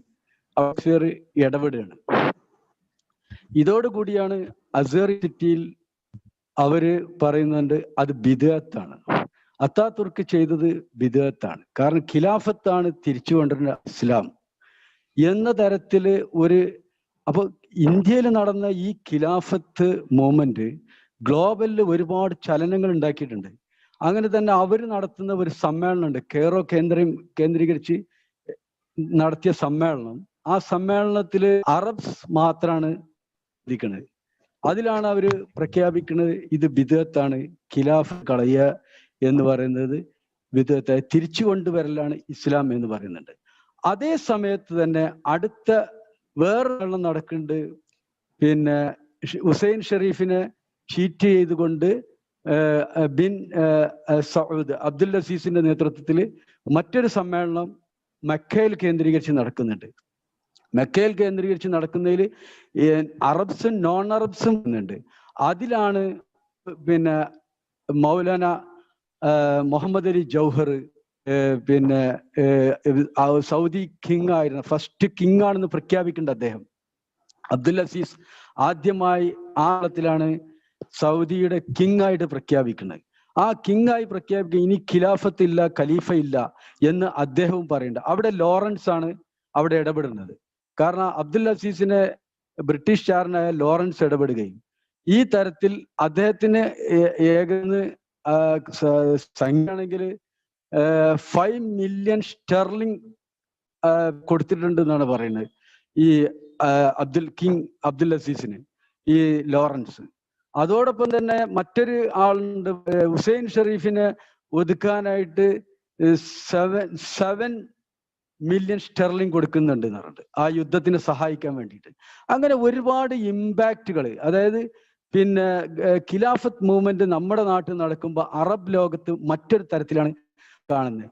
ആ തരത്തിൽ മുഹമ്മദ് അലി ജൗഹറാണ് കിങ് അബ്ദുൽ അസീസിനെ ചോദ്യം ചെയ്യുന്നത്. ഇതൊരിക്കലും അംഗീകരിക്കാൻ പറ്റൂല, ഈ കിങ് എന്ന് പറയുന്ന പിന്നെ ആ കിങ്ഡം എന്നത് അംഗീകരിക്കാൻ പറ്റൂല എന്ന് അദ്ദേഹം ക്വസ്റ്റ്യൻ ചെയ്യുന്നുണ്ട്. അപ്പൊ ആ തരത്തിൽ ഒരുപാട് ഇമ്പാക്റ്റുകൾ അവിടെ ഉണ്ടായിട്ടുണ്ട്. അതിനെ കുറിച്ചിട്ടൊരു വ്യക്തമായ പിക്ചർ എന്തെങ്കിലും പറഞ്ഞു തരാൻ പറ്റുമോ?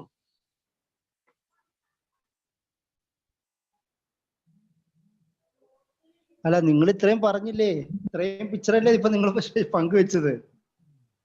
അതായത് മുസ്ലിം ലോകത്ത് നമ്മൾ കഴിഞ്ഞ ക്ലാസ്സിൽ സംസാരിച്ചതുപോലെ നിങ്ങൾ തന്നെ ആയിരിക്കും അത് പറഞ്ഞത്. മുസ്ലിം ലോകത്ത് സ്വാഭാവികമായും രാജ്യങ്ങൾ വിഘടിക്കപ്പെടുകയും ആഭ്യന്തര കലാപങ്ങളും ഉണ്ടാവുകയും സ്വാതന്ത്ര്യ വാജ്ഞ ശക്തമാവുകയും ചെയ്യുന്നൊരു സമയമാണ്. അത് മുസ്ലിം ലോകത്ത് മാത്രമല്ല, ഖിലാഫത്തിനെ വേർതിരിച്ചുകൊണ്ട് ഈ അർമീനിയ, ഗ്രീക്ക്, ഈ പറയുന്ന അൽബേനിയൻ ഭാഗങ്ങള്, അതുപോലെ തന്നെ അങ്ങനെ ആ കൊക്കേഷ്യൻ, സെൻട്രൽ ഏഷ്യൻ ഭാഗങ്ങളും ഒരുപാട് ഭാഗങ്ങൾ ഈ സമയത്ത് ഈ സ്വാതന്ത്ര്യ പ്രഖ്യാപനം നടത്താൻ ശ്രമിക്കുന്നുണ്ട്. അതേ കാലത്തും അതിനു മുമ്പേ തന്നെ മുസ്ലിം ലോകത്തും പ്രശ്നങ്ങൾ ഉണ്ടാകുന്നുണ്ട്. അത് സൗദി ഡൈനാസ്റ്റിയാണ് ആദ്യമായിട്ട് മുസ്ലിം ലോകത്ത് പ്രധാനപ്പെട്ട ഒരു പിന്നണിയായി വർത്തിക്കുന്നത്. പിന്നീട് ഈ പറയുന്ന ബാക്കിയുള്ള പ്രദേശങ്ങളും ഒരുപാട് ഇപ്പൊ ഷെരീഫ് ഹുസൈൻ, യഥാർത്ഥത്തിൽ ഷെരീഫ് എന്ന് പറയുന്നത് ഉസ്മാനിയ ഖിലാഫത്തിന്റെ പേരിൽ ഹിജാസ് ഭരിക്കുന്ന ആളാണ് ഈ ഷെരീഫ്. ആ സ്ഥാനമാണ് ഷെരീഫ്. അങ്ങനെ അയാൾക്ക് അമീർ ഫൈസൽ, അമീർ ഹുസൈൻ എന്നൊക്കെയാണ് അദ്ദേഹം വിളിക്കുന്നത്. അദ്ദേഹം ഹിജാസിലെ ഗവർണറായിട്ടാണ് അദ്ദേഹം ഭരിക്കുന്നത്. അതുകൊണ്ട് തന്നെയാണ് ആ ഹിജാസിലേക്ക് കണക്ട് ചെയ്യാൻ വേണ്ടിയിട്ട് സുൽത്താൻ അബ്ദുൽ ഹമീദ് സെക്കൻഡ് ഒരു പെട്ടെന്ന് ബന്ധമുണ്ടാക്കുക എന്നുള്ള അർത്ഥത്തിൽ അദ്ദേഹം റെയിൽവേ ഒക്കെ നിർമ്മിക്കുന്നത്. അവരുമായി ഒരു ഹജ്ജ് മാത്രമല്ല, ഒരു എല്ലാ തരത്തിലുള്ള രാഷ്ട്രീയ സാമ്പത്തിക വിനിമയങ്ങൾക്കൊക്കെ വേണ്ടിയിട്ടാണ്. അപ്പം അതിനൊക്കെ സഹായിക്കാൻ നിൽക്കുന്നത് ഈ പറയുന്നയാളാണ്. അപ്പോൾ അതിനെ ലോറൻസ് ഓഫ് അറേബ്യയുടെ യുദ്ധമൊക്കെ അത് തകർക്കാൻ വേണ്ടിയിട്ടുള്ള ഈ പറയുന്ന കിങ് അബ്ദുൽ അസീസിന്റെ നേതൃത്വത്തിലുള്ള ആൾക്കാരുടെ പോരാട്ടം, അതിനെ സംരക്ഷിക്കാൻ ലോറൻസ് ഓഫ് അറേബ്യ, ഷെരീഫ് ഹുസൈനെ സഹായിക്കുന്നതൊക്കെ നമുക്ക് ചരിത്രത്തിൽ വായിക്കാൻ കഴിയും. ഇത് ഞാൻ പറഞ്ഞത് മുസ്ലിങ്ങൾക്കിടയിൽ, നിങ്ങൾ പറഞ്ഞതുപോലെ തന്നെ മുസ്ലിങ്ങൾക്കിടയിൽ ഖിലാഫത്തിനെ കുറിച്ച് കേരളത്തിൽ തന്നെ വ്യത്യസ്ത അഭിപ്രായമാണ് ഉള്ളതെങ്കിൽ സ്വാഭാവികമായും ലോക മുസ്ലിങ്ങളുടെ കാര്യം പറയേണ്ട ആവശ്യമില്ലല്ലോ. അപ്പൊ ഷെരീഫ് ഹുസൈനെ സ്വന്തമായി കിങ് ആവാനായിരുന്നു ആഗ്രഹം. അത് 1926 മൂപ്പര് കിങ്ങായി പ്രഖ്യാപിക്കുകയൊക്കെ ചെയ്യുന്നുണ്ട്. പക്ഷെ അത് ആരും സമ്മതിക്കുന്നില്ല. അതില് 1929, 30കളില് ഷെരീഫ് ഹുസൈന്റെ ഭാഗത്തുള്ള ഭാഗങ്ങൾ മുഴുവനും ഇയാൾ അബ്ദുൽ അസീസ് പിടിച്ചെടുക്കുകയും അങ്ങനെ ആ അധികാരം നഷ്ടപ്പെടുകയൊക്കെയാണ് അയാൾക്ക് ചെയ്യുന്നത്. പിടിച്ചെടുത്തിട്ടാണ് 32-ല് ഈ പറയുന്ന ഇന്നത്തെ സൗദി അറേബ്യ, മംലക്കത്ത് സൗദി അൽ അറേബ്യ എന്ന് പറയുന്ന സ്റ്റേറ്റ് രാജ്യം പ്രഖ്യാപിക്കുന്നത്. അപ്പം ഈ ഒരേ കാലത്ത് തന്നെ മുസ്ലിങ്ങൾക്കിടയില് ഈ പറയുന്ന വിഘടനങ്ങൾ ശക്തമായിരുന്നു. അതേ പശ്ചാത്തലത്തിലാണ് നമ്മുടെ ഈ കേരളത്തിലും പ്രശ്നം വരുന്നത്. അതാണ് ഞാൻ ആദ്യം പറഞ്ഞത്, ചർച്ചയിലേക്ക് തുടങ്ങുന്നതിന് മുമ്പ് തന്നെ പറഞ്ഞത്, മുസ്ലിം ലോകത്ത് പ്രശ്നമായിരിക്കുന്ന അതേ സാഹചര്യത്തിൽ തന്നെയാണ് കേരളത്തിൽ ഈ ഖിലാഫത്തിന്റെ, അതായത് മുസ്ലിങ്ങൾ ഒരു ഇസ്ലാമിക ആവേശത്തിന്റെ പുറത്താണ് ഈ ഒരു യുദ്ധത്തിന് തയ്യാറാവുന്നത്. അത് ഇന്ത്യൻ നാഷണൽ കോൺഗ്രസിന്റെ ദേശീയ സമരവും കൂടി ചേരുമ്പോഴാണ് ഖിലാഫത്ത് കമ്മിറ്റികളിൽ കേശവ മേനോനെ പോലുള്ള, മാധവൻ നായരെ പോലുള്ള വിവിധ ഹിന്ദു നേതാക്കന്മാരും കൂടി ഖിലാഫത്ത് കമ്മിറ്റിയിൽ അംഗമായി മാറുന്നത്. അപ്പോ ഒരേ സമയം തന്നെ വൈരുദ്ധ്യങ്ങളുടെ അല്ലെങ്കിൽ വൈവിധ്യങ്ങളുടെ ഒരു കൂട്ടമാണ് ഖിലാഫത്ത് സമരം. പിന്നെ കമാൽ പാഷയെ നമ്മൾ മനസ്സിലാക്കുന്നതിന് ഒരു പ്രശ്നമുണ്ട്. ഞാനത് ക്ലാസ്സിൽ പറഞ്ഞിരുന്നു. കമാൽ പാഷയെ നമുക്ക് വെല്ലുവിളിയായിട്ടും എനിമിയായിട്ടും ചിത്രീകരിക്കാം. കമാൽ പാഷ പിന്നീട് ആദ്യം തന്നെ മൂപ്പര് എത്തിസ്റ്റ് ആണ്. പക്ഷേ അന്ന് ഗാസി അൽ ഇസ്ലാം എന്ന് പറയുന്നത് ഖിലാഫത്തിന്റെ സ്ഥാനത്തിലെ സൈനാധിപന് കൊടുക്കുന്ന സ്ഥാനമാണ്. അത് അദ്ദേഹം അങ്ങനെ തന്നെ നിറവേറ്റിയിരുന്നു. ആ ഒരു സ്ഥാനം ഉപയോഗിച്ചുകൊണ്ട് തന്നെയാണ് അദ്ദേഹം ഗ്രീക്കുകാർക്കെതിരെയും ബ്രിട്ടീഷുകാർക്കെതിരെ പോരാടിയത്. ആ സ്ഥാനം ഉപയോഗിച്ചുകൊണ്ട് തന്നെയാണ് അന്നത്തെ തുർക്കി അദ്ദേഹം സംരക്ഷിച്ചു നിർത്തിയത്. അതുകൊണ്ട് തന്നെയാണ് തുർക്കിക്കാർക്കിടയിൽ പാർട്ടി ഭേദമന്യേ, AK പാർട്ടി ആണെങ്കിലും സാദത്ത് പാർട്ടി ആണെങ്കിലും എല്ലാ പാർട്ടികളും കമാൽ പാഷയെ, മുസ്തഫ കമാലിനെ അത്താതുർക്ക് എന്ന് വിളിക്കുന്നത് അദ്ദേഹത്തിന്റെ ഒരു നേതൃത്വം കൊണ്ടാണ് ഇന്നത്തെ തുർക്കിയെ ആരും അധിനിവേശം ചെയ്യാതെ സംരക്ഷിച്ച് നിർത്തിയത്.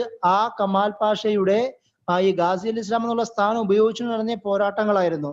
അതുകൊണ്ട് നമുക്ക് മൂപ്പരുടെ പിന്നീടുള്ള ശ്രമങ്ങളെ വിമർശിക്കാം, പക്ഷേ അദ്ദേഹത്തിന്റെ ആ ഒരു സംഭാവനയെ അംഗീകരിക്കുക തന്നെ വേണം എന്നുള്ളതാണ് എൻ്റെ അഭിപ്രായം. അല്ല, ഞാൻ ചോദിക്കണതല്ല. അത്താതുർക്ക് ആദ്യം ഖിലാഫത്ത് തുർക്കിക്ക് കൊണ്ടുവരണം, തിരിച്ചു കൊണ്ടുവരണമെന്നും അതിന് എല്ലാവരുടെയും പിന്തുണ കിട്ടാൻ അതിന് അസ്ഹറി പണ്ഡിതന്മാരുടെ ഒക്കെ പിന്തുണ അതോടുകൂടി കിട്ടുകയും അദ്ദേഹത്തിന് ചെയ്യുന്നുണ്ട്. പക്ഷെ പിന്നീട് ഈ ഷേക്സ്പിയർ സ്ട്രെസ് ചെയ്യുകയും ഖിലാഫത്ത് ഭരണഘടനയിൽ നിന്ന് എടുത്ത് മാറ്റണം എന്ന് അദ്ദേഹത്തോട്, അങ്ങനെ അത് എടുത്തു മാറ്റും അസ്ഹറി പണ്ഡിതന്മാരൊക്കെ ഇതിനെ എതിർക്കുന്നതും വിധേയത്താണ്. അപ്പൊ അവിടെ ഇന്ത്യയിലുണ്ടായ ഒരു ഇമ്പാക്റ്റ് ആണ് അവിടെ പോലും എന്ത് ചെയ്യണ ചലനങ്ങൾ ഉണ്ടാക്കണത്. അതാണ് ഗ്ലോബൽ ഇമ്പാക്റ്റ്. ശരിക്കും പറഞ്ഞാൽ ആ അത്താതുർക്കിനാണ് അത് ഉണ്ടാവുന്നത്. കാരണം ബ്രിട്ടീഷ് ചാരനാണ് അദ്ദേഹത്തെ കൊണ്ട് ഫോഴ്സ് ചെയ്യിച്ച് ആ ഖിലാഫത്ത് എന്ന വാക്കിനി ഉപയോഗിക്കരുത്, ആ തരത്തിലേക്കൊരു തീരുമാനത്തിലെത്തുന്നു. അത് മുസ്ലിം ലോകം അത് ചെയ്യുന്നു. എന്നാറിലും സൗത്ത് ഇവരൊക്കെ അവരുടെയൊക്കെ പ്രതീക്ഷ ഇനിയും ഖിലാഫത്ത് തിരിച്ചു വരേണ്ടതാണ്. അതിലുള്ള ആ വൈരുദ്ധ്യം ഉണ്ടല്ലോ, ഒരു ഭാഗത്ത് പാവനമായ ഖിലാഫത്ത് തിരിച്ചു കൊണ്ടുവരണമെന്ന് ഇവിടെയുള്ള ആഗ്രഹിക്കുകയും അതേസമയത്ത് അധികാരവും എല്ലാം കൈമുതലുള്ള വർഗം, പ്രത്യേകിച്ച് അറബ്സ്, അവരിതിനെ എതിർക്കുകയും ചെയ്യുകയാണ്. അപ്പൊ അവരുടെ ആ പിന്നെ ചേഞ്ചസ്, അതിന് ബ്രിട്ടീഷ് സ്വാധീനം വളരെയധികം ഇല്ലേ എന്നാണ് എന്റെ ചോദ്യം.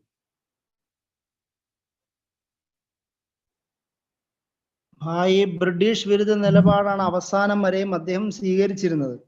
പിന്നീട് ഉള്ളുകള്ളികൾ വേറെയുണ്ട്, അദ്ദേഹത്തെ കുറിച്ച് ഒരുപാട് കോൺട്രവേഴ്ഷ്യൽ തിയറികളുണ്ട്, അത് വേറെ വിഷയം. പിന്നെ മറ്റൊരു കാര്യം പറയേണ്ടത്, ഈ ബ്രിട്ടീഷ് വിരുദ്ധ നിലപാട് ആദ്യം മുതൽ, പ്രത്യേകിച്ച് ഒന്നാം ലോക യുദ്ധത്തിലേക്ക് ജർമ്മനിയുടെ സഹായത്തോടുകൂടി ബ്രിട്ടീഷ് ഇമ്പീരിയലിസത്തിനെതിരെയായിരുന്നു കമാൽ പാഷ അടക്കമുള്ള യുവതുർക്കികൾ പോരാടിയിരുന്നത്. പിന്നെ മറ്റൊരു കാര്യം, ഈ ഖിലാഫത്ത് എന്നുള്ളത് സ്ഥാനം മാത്രമേ അന്നുണ്ടായിരുന്നുള്ളൂ. ഞാൻ അതുകൊണ്ടാണ് സുൽത്താൻ അബ്ദുൽ ഹമീദ് സെക്കൻഡിന്റെ പതനം പറഞ്ഞുകൊണ്ട് തുടങ്ങിയത്.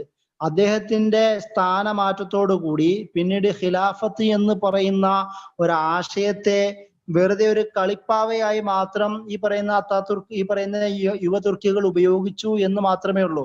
ഈ ഖിലാഫത്ത് എന്ന് പറയുന്ന യാതൊരു അധികാരവും ഇല്ലാത്ത, നമ്മൾ മുമ്പ് പറയാറുണ്ടായിരുന്നു, ബഹദൂർ ഷാ സഫറിനെ കുറിച്ച്, അവസാനത്തെ ബഹദൂർ ഷാ സഫറിനെ കുറിച്ച് പറയുന്നത്, ഈ റെഡ് ഫോർട്ടിന്റെ ഉള്ളിൽ മാത്രം അധികാരം ഉണ്ടായിരുന്ന ഒരു ഭരണാധികാരി എന്ന രീതിയിൽ പറയാറുണ്ട്. അതുപോലെ ആയിരുന്നു തുർക്കിയുടെ ഉള്ളിൽ മാത്രം കൺട്രോൾ ഉണ്ടായിരുന്ന, ഇന്നത്തെ തുർക്കിയുടെ ഉള്ളിൽ മാത്രം കൺട്രോൾ ഉണ്ടായിരുന്ന ഒരു ഭരണാധികാരി. ബാക്കിയുള്ള പ്രദേശങ്ങളിലെല്ലാം ഛിന്ന ഭിന്നമായ, നല്ലൊരു ശതമാനം യൂറോപ്യൻ രാഷ്ട്രങ്ങൾ സ്വതന്ത്രമായി മാറിയ, ഇന്ന് വെസ്റ്റ് ഏഷ്യ, അതായത് സൗദി അടക്കമുള്ള അല്ലെങ്കിൽ ഹിജാസ് അടക്കമുള്ള ഈജിപ്റ്റ് അടക്കമുള്ള പ്രദേശങ്ങളെല്ലാം ബ്രിട്ടീഷുകാരുടെയും നോർത്ത് ആഫ്രിക്കൻ പ്രദേശങ്ങൾ ഫ്രഞ്ച് ഇറ്റലിക്കാരുടെയും കയ്യിലുള്ള, ഇതൊന്നും അധികാരമില്ലാത്ത തുർക്കിയിൽ, ഇന്നത്തെ തുർക്കിയിൽ മാത്രം അധികാരമുള്ള ഒരു ഭരണ സംവിധാനമായിരുന്നു നമ്മൾ ഈ ഖിലാഫത്ത് എന്ന് പറയുന്ന വലിയ സംഭവം.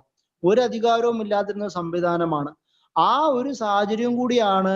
അപ്പോൾ സ്വാഭാവികമായും നിങ്ങൾ പിന്നെ കമാൽ പാഷയുടെ പ്രസംഗങ്ങൾ ശ്രദ്ധിക്കേണ്ടതാണ്.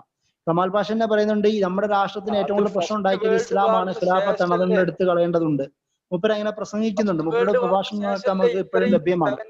നഷ്ടപ്പെട്ടത് ഖിലാഫത്തിന് നഷ്ടപ്പെടുന്നത് ഫസ്റ്റ് വേൾഡ് വാറിൽ വിരുദ്ധ ടീം ഫ്രഞ്ച്, ബ്രിട്ടൻ ശക്തിയിലേക്ക് വന്നപ്പോ ഫലസ്തീന്, ജോർദാന്, ലെബൻ എല്ലാ പ്രദേശങ്ങളും അവരുടെ ബ്രിട്ടന്റെ കയ്യിലേക്ക് പോവുകയും അതോടൊപ്പം തന്നെ പിന്നെ ഈ പ്രദേശം ഹിജാസ്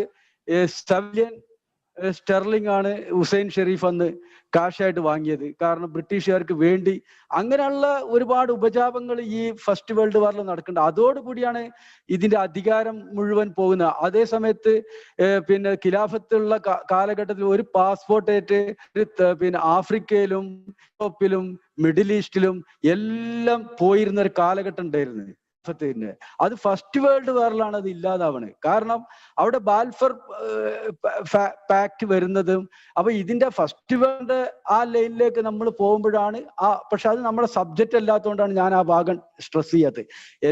ഞാൻ സ്ട്രെസ് ചെയ്യണത് ഈ ഖിലാഫത്ത് ഇന്ത്യയിലുണ്ടായ ആ തരംഗം ബ്രിട്ടനെ ശരിക്കും മാറ്റി ചിന്തിക്കുകയും ഇനി ഖിലാഫത്ത് എന്ന് പറഞ്ഞ സാധനം ലോകത്ത് ആരോഗ്യരുത്, അത് അത്താതുർക്ക് തിരിച്ചു കൊണ്ടുവരണം എന്ന് പറയുമ്പോൾ അത് ഷേക്സ്പിയർ ഇടപെട്ട് അത് ഇല്ലാതാക്കും. ഹിജാസിൽ പോയിട്ട് അബ്ദുൽ അസീസിനെ കാണുന്നു, ലോറൻസ് പോയി കാണുന്നു, അവിടെയും ഇനി ഖിലാഫത്ത് തിരിച്ചു കൊണ്ടുവരരുത് എന്നുള്ള ഒരു സ്ട്രെസ് ചെയ്തുകൊണ്ട് അതാണ് ശരിക്കും ഇന്ത്യയിൽ ഉണ്ടായ ഇമ്പാക്റ്റ് എന്നാണ് ഞാൻ പറയുന്നത്. ഇത്രേ ഉള്ളൂ.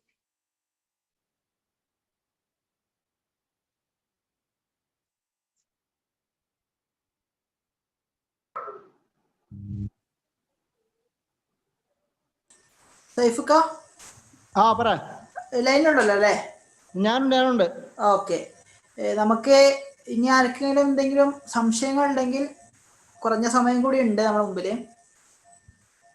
സംശയങ്ങൾ അഥവാ എഴുതി അയക്കാൻ പറ്റാവുന്നവരാണെങ്കിൽ കമന്റ് ബോക്സോ അല്ലെങ്കിൽ വാട്സപ്പോ യൂസ് ചെയ്യാം.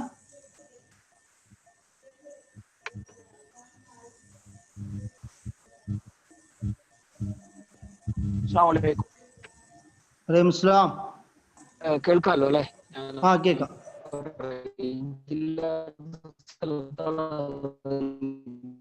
വ്യക്തമാവുന്നില്ല, സൗണ്ട് വ്യക്തമല്ല.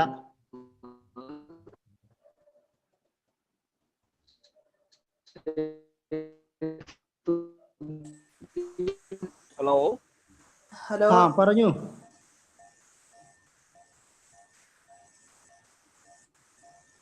ഹലോ യാസിർ സാഹിബ്. ഇല്ല പറയുന്നത് ക്ലിയർ ആവുന്നില്ല. ചാറ്റ് ബോക്സ് ഒന്ന് യൂസ് ചെയ്യോ?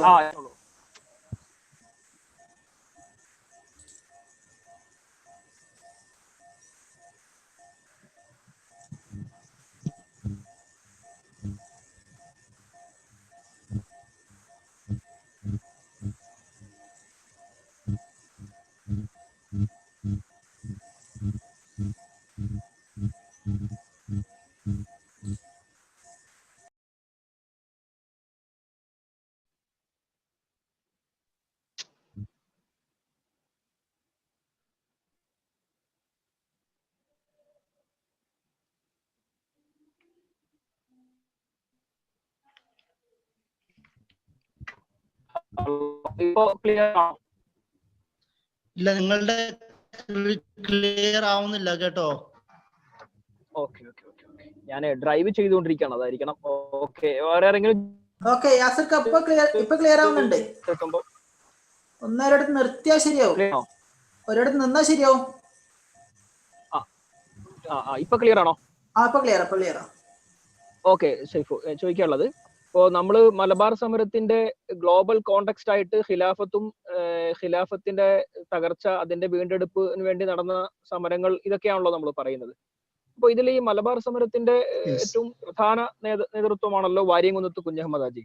അദ്ദേഹത്തെ പിടികൂടി 1922 തുടക്കത്തിൽ ബ്രിട്ടീഷുകാർ കോട്ടക്കുന്നൂർ വെച്ച് വിചാരണ ചെയ്യുന്ന സന്ദർഭത്തിൽ അദ്ദേഹം നടത്തുന്ന കുറെ സ്റ്റേറ്റ്മെന്റുകളും പ്രസ്താവനകളും പ്രഖ്യാപനങ്ങളൊക്കെ ഉണ്ട്. അതിൽ അദ്ദേഹം വ്യക്തമായി പറയുന്ന ഒരു സംഗതി ഉണ്ട്,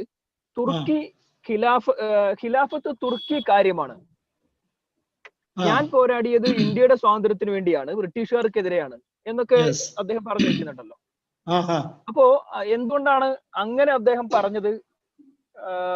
പിന്നെ ഖിലാഫത്ത് തുർക്കി കാര്യമാണ് എന്ന് പറയുമ്പോൾ അത് ഇന്ത്യയുടെ മോചനം എന്നത് മാത്രമായിരുന്നു അദ്ദേഹത്തിന്റെ പോരാട്ടത്തിന്റെ കോണ്ടെക്സ്റ്റ് ആയിട്ട് ഉണ്ടായിരുന്നത് എന്നാണ്. കാരണം 924 കൂടിയൊക്കെയാണല്ലോ ഇനി ഖിലാഫത്ത് തിരിച്ചു വരില്ല എന്ന് ലോകം തിരിച്ചറിയാൻ തുടങ്ങിയതൊക്കെ. അതേസമയം ആലി മുസ്ലിയാർ ഒരു ഗ്ലോബൽ കോണ്ടെക്സിൽ തന്നെ വർക്ക് ചെയ്തിരുന്ന ആളാണ്. ഖിലാഫത്തിന് വേണ്ടി തന്നെ ഒരു ഇസ്ലാമിക രാഷ്ട്രീയത്തിന്റെ റെപ്രസെന്റേഷൻ ആലി മുസ്ലിയാരുടെ വർത്തമാനങ്ങളിലും പ്രവർത്തനങ്ങളിലൊക്കെ നമുക്ക് സൂക്ഷ്മമായിട്ട് വായിച്ചാൽ കാണാൻ പറ്റും. പക്ഷെ ഇദ്ദേഹം അവസാനം മരിക്കാൻ സമയത്ത് വരെ ഖിലാഫത്ത് ആയിരുന്നില്ല അദ്ദേഹത്തിന്റെ കൺസേൺ എന്ന് പറഞ്ഞു വെക്കുന്നു. എന്താ അതിനെ നമ്മൾ എങ്ങനെയാണെന്ന് വായിക്കുക? നമ്മളിപ്പോ ഈ പറഞ്ഞു വെച്ച മുഴുവൻ സംഗതികളെയും ഒരർത്ഥത്തിൽ പിന്നെ ഇല്ലാതാക്കുകയോ അല്ലെങ്കിൽ അപ്രസക്താക്കുകയോ ആവുന്നില്ല. കാരണം അതുകൊണ്ടാണ് ഞാൻ പറഞ്ഞത്, അദ്ദേഹത്തിന്റെ പടയാളികൾ അദ്ദേഹം തന്നെ സ്വയം സ്വീകരിച്ചിരുന്നത് തുർക്കി വേഷവിധാനമായിരുന്നു. പ്രത്യേകിച്ച് പടയാളി ആ പോരാട്ട മുഖമുണ്ടല്ലോ, പടയാളികൾക്ക് അദ്ദേഹം അത് സ്വീകരിച്ചിരുന്നു. പക്ഷേ ഒരു പ്രാക്ടിക്കൽ രാഷ്ട്രീയത്തിന്റെ വർത്തമാനമായിരിക്കണം അദ്ദേഹം അത് പറയണത്. പക്ഷെ അതിന്റെ ആവശ്യമില്ലല്ലോ, കാരണം അദ്ദേഹം വധിക്കപ്പെടാൻ പോവുകയാണ്. അദ്ദേഹത്തിന്റെ അവസാന നിമിഷങ്ങളിലുള്ള വർത്തമാനമാണ്. അത് സ്വാഭാവികമായും ബ്രിട്ടീഷ് വിരുദ്ധ നിലപാട് സ്വീകരിക്കുമ്പോൾ അദ്ദേഹം തന്നെ കുറച്ചു കാലം ഒരു ഭരണം നടത്തിയിരിക്കുമ്പോൾ പറഞ്ഞ വർത്തമാനമാവണം അത്. ഞാൻ അങ്ങനെയാണ് അതിനെ മനസ്സിലാക്കുന്നത്. പക്ഷെ എന്നാൽ പോലും ഖിലാഫത്തിന്റെ കണക്ഷൻ അദ്ദേഹത്തിന്റെ രാഷ്ട്രീയ പ്രവർത്തനത്തിൽ കട്ട് ചെയ്തിരുന്നില്ല. അദ്ദേഹത്തിന്റെ രാഷ്ട്രീയ പ്രവർത്തനത്തിൽ ഖിലാഫത്തിന്റെ കണക്ഷൻ കട്ട് ചെയ്തിരുന്നില്ല. വീക്ഷണത്തിൽ അദ്ദേഹം പറഞ്ഞു, അദ്ദേഹം കാരണം നിൽക്കുന്നത് മലപ്പുറത്താണ്, മലബാർ ഏരിയ ആണ്, നമ്മൾ പോരാടുന്ന ബ്രിട്ടീഷുകാർക്കെതിരെയാണ്, ഇന്ത്യയുടെ വിമോചനമാണ് നമ്മൾ ആഗ്രഹം. സ്വാഭാവികമായി അദ്ദേഹം പറയുന്നത്. പക്ഷെ എന്നാൽ പോലും അദ്ദേഹത്തിന്റെ കാഴ്ചപ്പാടുകളിലെ അദ്ദേഹത്തിന്റെ രാഷ്ട്രീയ പ്രവർത്തനങ്ങളിലെ ഖിലാഫത്തിന്റെ കണക്ഷൻ കട്ട് ചെയ്തിട്ടില്ല അദ്ദേഹം. അല്ല, അത് തീർച്ചയായിട്ടും. കാരണം അദ്ദേഹം തുടങ്ങുന്നത് തന്നെ ഖിലാഫത്ത് പ്രവർത്തകനായിട്ടും ഖിലാഫത്ത് വളണ്ടിയർ ഒക്കെ അതാണ് ഞാൻ പറഞ്ഞത്. അതാണ് അപ്പം സ്വാഭാവികമായും അദ്ദേഹം നേരിടുന്ന ബ്രിട്ടീഷുകാർക്കെതിരെയാണ്. ബ്രിട്ടീഷുകാർക്ക് അതേ ഇന്ത്യയുടെ നമ്മുടെ കേരളത്തിന്റെ അതിന്റെ മോചനമാണ് അദ്ദേഹം മുന്നോട്ട് വെക്കുന്നത്. അതാണ് അദ്ദേഹം അവസാനം വരെയും കീപ്പ് ചെയ്തത്. ഇപ്പൊ നിങ്ങൾ പറഞ്ഞതുപോലെ തന്നെ ആലി മുസ്ലിയാർ ബാക്കിയുള്ള പണ്ഡിതന്മാരെല്ലാവരും അതേസമയം തന്നെ ആ ഒരു ഗ്ലോബൽ കണക്ഷൻ കീപ്പ് ചെയ്യുന്നുണ്ട്. എന്നാൽ വാര്യൻകുന്നത്ത് ഭരണാധികാരി എന്ന നിലയിലും പോരാട്ട നായകൻ എന്ന നിലയിലും ഇന്ത്യയുടെ മോചനം എന്ന രീതിയിലാണ് അദ്ദേഹം മുന്നോട്ട് വെച്ചിരുന്നത്. എന്നാൽ പോലും അതേ സമയത്ത് തന്നെ രാഷ്ട്രീയ പ്രവർത്തനങ്ങളിൽ അദ്ദേഹം ഖിലാഫത്തിന്റെ ആശയപരമായ സിംബോളിക്കൽ കണക്ഷനെ കട്ട് ചെയ്തിരുന്നില്ല. അതാ ഞാൻ പറഞ്ഞതിന്റെ ചുരുക്കം. അതെ, വാര്യംകുന്നത്തിന്റെ പടയോട്ടങ്ങളിൽ അതിന്റെ ഒരു കൾച്ചറൽ റെപ്രസെന്റേഷൻ തീർച്ചയായിട്ടും ഉണ്ട്. അത് കാരണം ഫെസ് തൊപ്പി വെച്ചതും ഈ തുർക്കി പടച്ചട്ട എനിക്ക് തോന്നുന്നു ഖിലാഫത്ത് പിന്നെ ആ കാലഘട്ടത്തിൽ തുർക്കിയുടെ ചിഹ്നങ്ങൾ സ്വീകരിക്കുക എന്ന് പറയുന്നത് ആഗോള ഗ്ലോബൽ ലീഡർഷിപ്പിനോട് ഐക്യദാർഢ്യം പ്രഖ്യാപിക്കുന്നതിന്റെ ഭാഗമായിരുന്നു എന്ന് തന്നെ തോന്നുന്നു. അദ്ദേഹത്തിന്റെ ഈ വാര്യംകുന്നത്തിന്റെ അവസാന സ്റ്റേറ്റ്മെന്റുകളിലാണ് ഈ തുർക്കി ഖിലാഫത്തുകാരിയാണ്, അത് എന്നെ ബാധിക്കുന്നതല്ല എന്ന രൂപത്തിൽ അദ്ദേഹം സംസാരിച്ചത്. അത് ഇതുകൊണ്ടാണ് ഞാൻ മനസ്സിലാക്കുന്നത്. അദ്ദേഹത്തിന്റെ മുൻ ഫോക്കസ് എന്താണ്? ബ്രിട്ടീഷ് വിരുദ്ധ നിലപാടാണ്, അത് മോചനമാണ് എന്നതുകൊണ്ടാണ് അദ്ദേഹം അത് പറയുന്നതെന്നാണ് ഞാനും മനസ്സിലാക്കുന്നത്.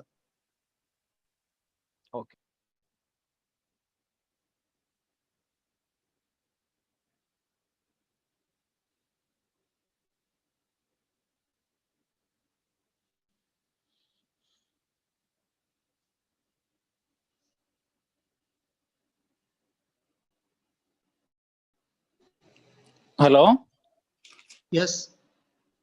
അതായത് ഇപ്പോ നമ്മുടെ 1800-കളുടെ തുടക്കത്തിലൊക്കെ പോയി ഫ്രഞ്ച് വിപ്ലവത്തിന് ശേഷം ലോകത്ത് എല്ലാ ഭാഗത്തും ഈ ഒരു ഫ്യൂഡൽ രീതിയിലുള്ള ഭരണങ്ങൾ തകരുന്ന ഒരു അവസ്ഥ ഉണ്ടായിട്ടില്ല. അപ്പൊ അതിന്റെ ഒരു കണ്ടിന്യൂഷൻ ഒക്കെ ആയിട്ട് തന്നെയല്ല ഈ ഖിലാഫത്തിന്റെ തകർച്ചയും വരുന്നത്. നമ്മൾ അതിവൈകാരികമായിട്ട് കാണേണ്ട ഒരു കാര്യമല്ല, ഒരു സ്വാഭാവികമായിട്ടുള്ള ഒരു പിന്നെ ഇതായി എടുത്തു കഴിഞ്ഞാലും പ്രശ്നമുണ്ടോ? അങ്ങനെ അതുകൊണ്ടാണ് ഞാൻ നേരത്തെ കമാൽ പാഷയെ തൗഫീഖ് സാഹിബ്, അതുകൊണ്ടാണ് ഞാൻ നേരത്തെ പറഞ്ഞത് കമാൽ പാഷയെ തെറി വിളിക്കുന്നതിൽ കുറച്ച് സോഫ്റ്റ് ആയി വിളിക്കണം എന്ന് പറഞ്ഞ ഉദ്ദേശിച്ചത് അതുകൊണ്ടാണ്. കാരണം കമാൽ പാഷ ഖിലാഫത്തിന്റെ അന്തകൻ എന്നൊക്കെ പറയുമ്പോ ഏത് ഖിലാഫത്തിന്റെ അന്തകൻ എന്നുള്ള ചോദ്യം കൂടെ ഒക്കെ ഉണ്ട്. അതിന്റെ കൂടെ തന്നെ കമാൽ പാഷയുടെ ആ ഒരു നേതൃത്വം ഇല്ലായിരുന്നെങ്കിൽ ഇന്നത്തെ തുർക്കി ഇന്നിപ്പോ കാണുന്ന ലിബിയയും ഇറാഖിനെയൊക്കെ പോലെ പലരുടെയും കയ്യിലായേനെ. അതെ അതെ. അല്ലാതെ ആ ഖിലാഫത്ത് നിലനിൽക്കുക എന്നുള്ളത് അതിന്റെ ഡയറക്റ്റ് ഭരിക്കപ്പെടുന്ന ആ ആൾക്കാർക്കും കൂടെ തോന്നണമല്ല. ഇത് നമ്മള് യെസ്, അതാണ് ഞാൻ വൈകാരികമായിട്ട് അതുകൊണ്ടാണ് ഒരു നൂറ്റാണ്ടിന് അതുകൊണ്ടാണ് ശേഷം ലാസ്റ്റ് നമ്മള് ക്ലാസ്സിൽ നമുക്ക് അതുകൊണ്ടാണ് ലാസ്റ്റ് ക്ലാസ്സിൽ സുൽത്താൻ അതെ അബ്ദുൽ ഹമീദ് സെക്കൻഡിന്റെ ആ പതനം വരെ ഞാൻ പറഞ്ഞു നിർത്തിയത്. കാരണം അദ്ദേഹത്തിന്റെ പതനത്തോടു കൂടിയാണ്, അല്ലെങ്കിൽ അദ്ദേഹത്തെ എടുത്ത് കളയുന്നതോടു കൂടിയാണ് യഥാർത്ഥത്തിൽ ഖിലാഫത്തിന്റെ തകർച്ച ഉണ്ടാവുന്നത്, പ്രധാനപ്പെട്ട തകർച്ച. പിന്നീട് ഖിലാഫത്ത് എന്ന് പറയുന്ന ഒരു വലിയ അധികാര സ്ഥാപനം പിന്നീട് നിലനിൽക്കുന്നില്ല.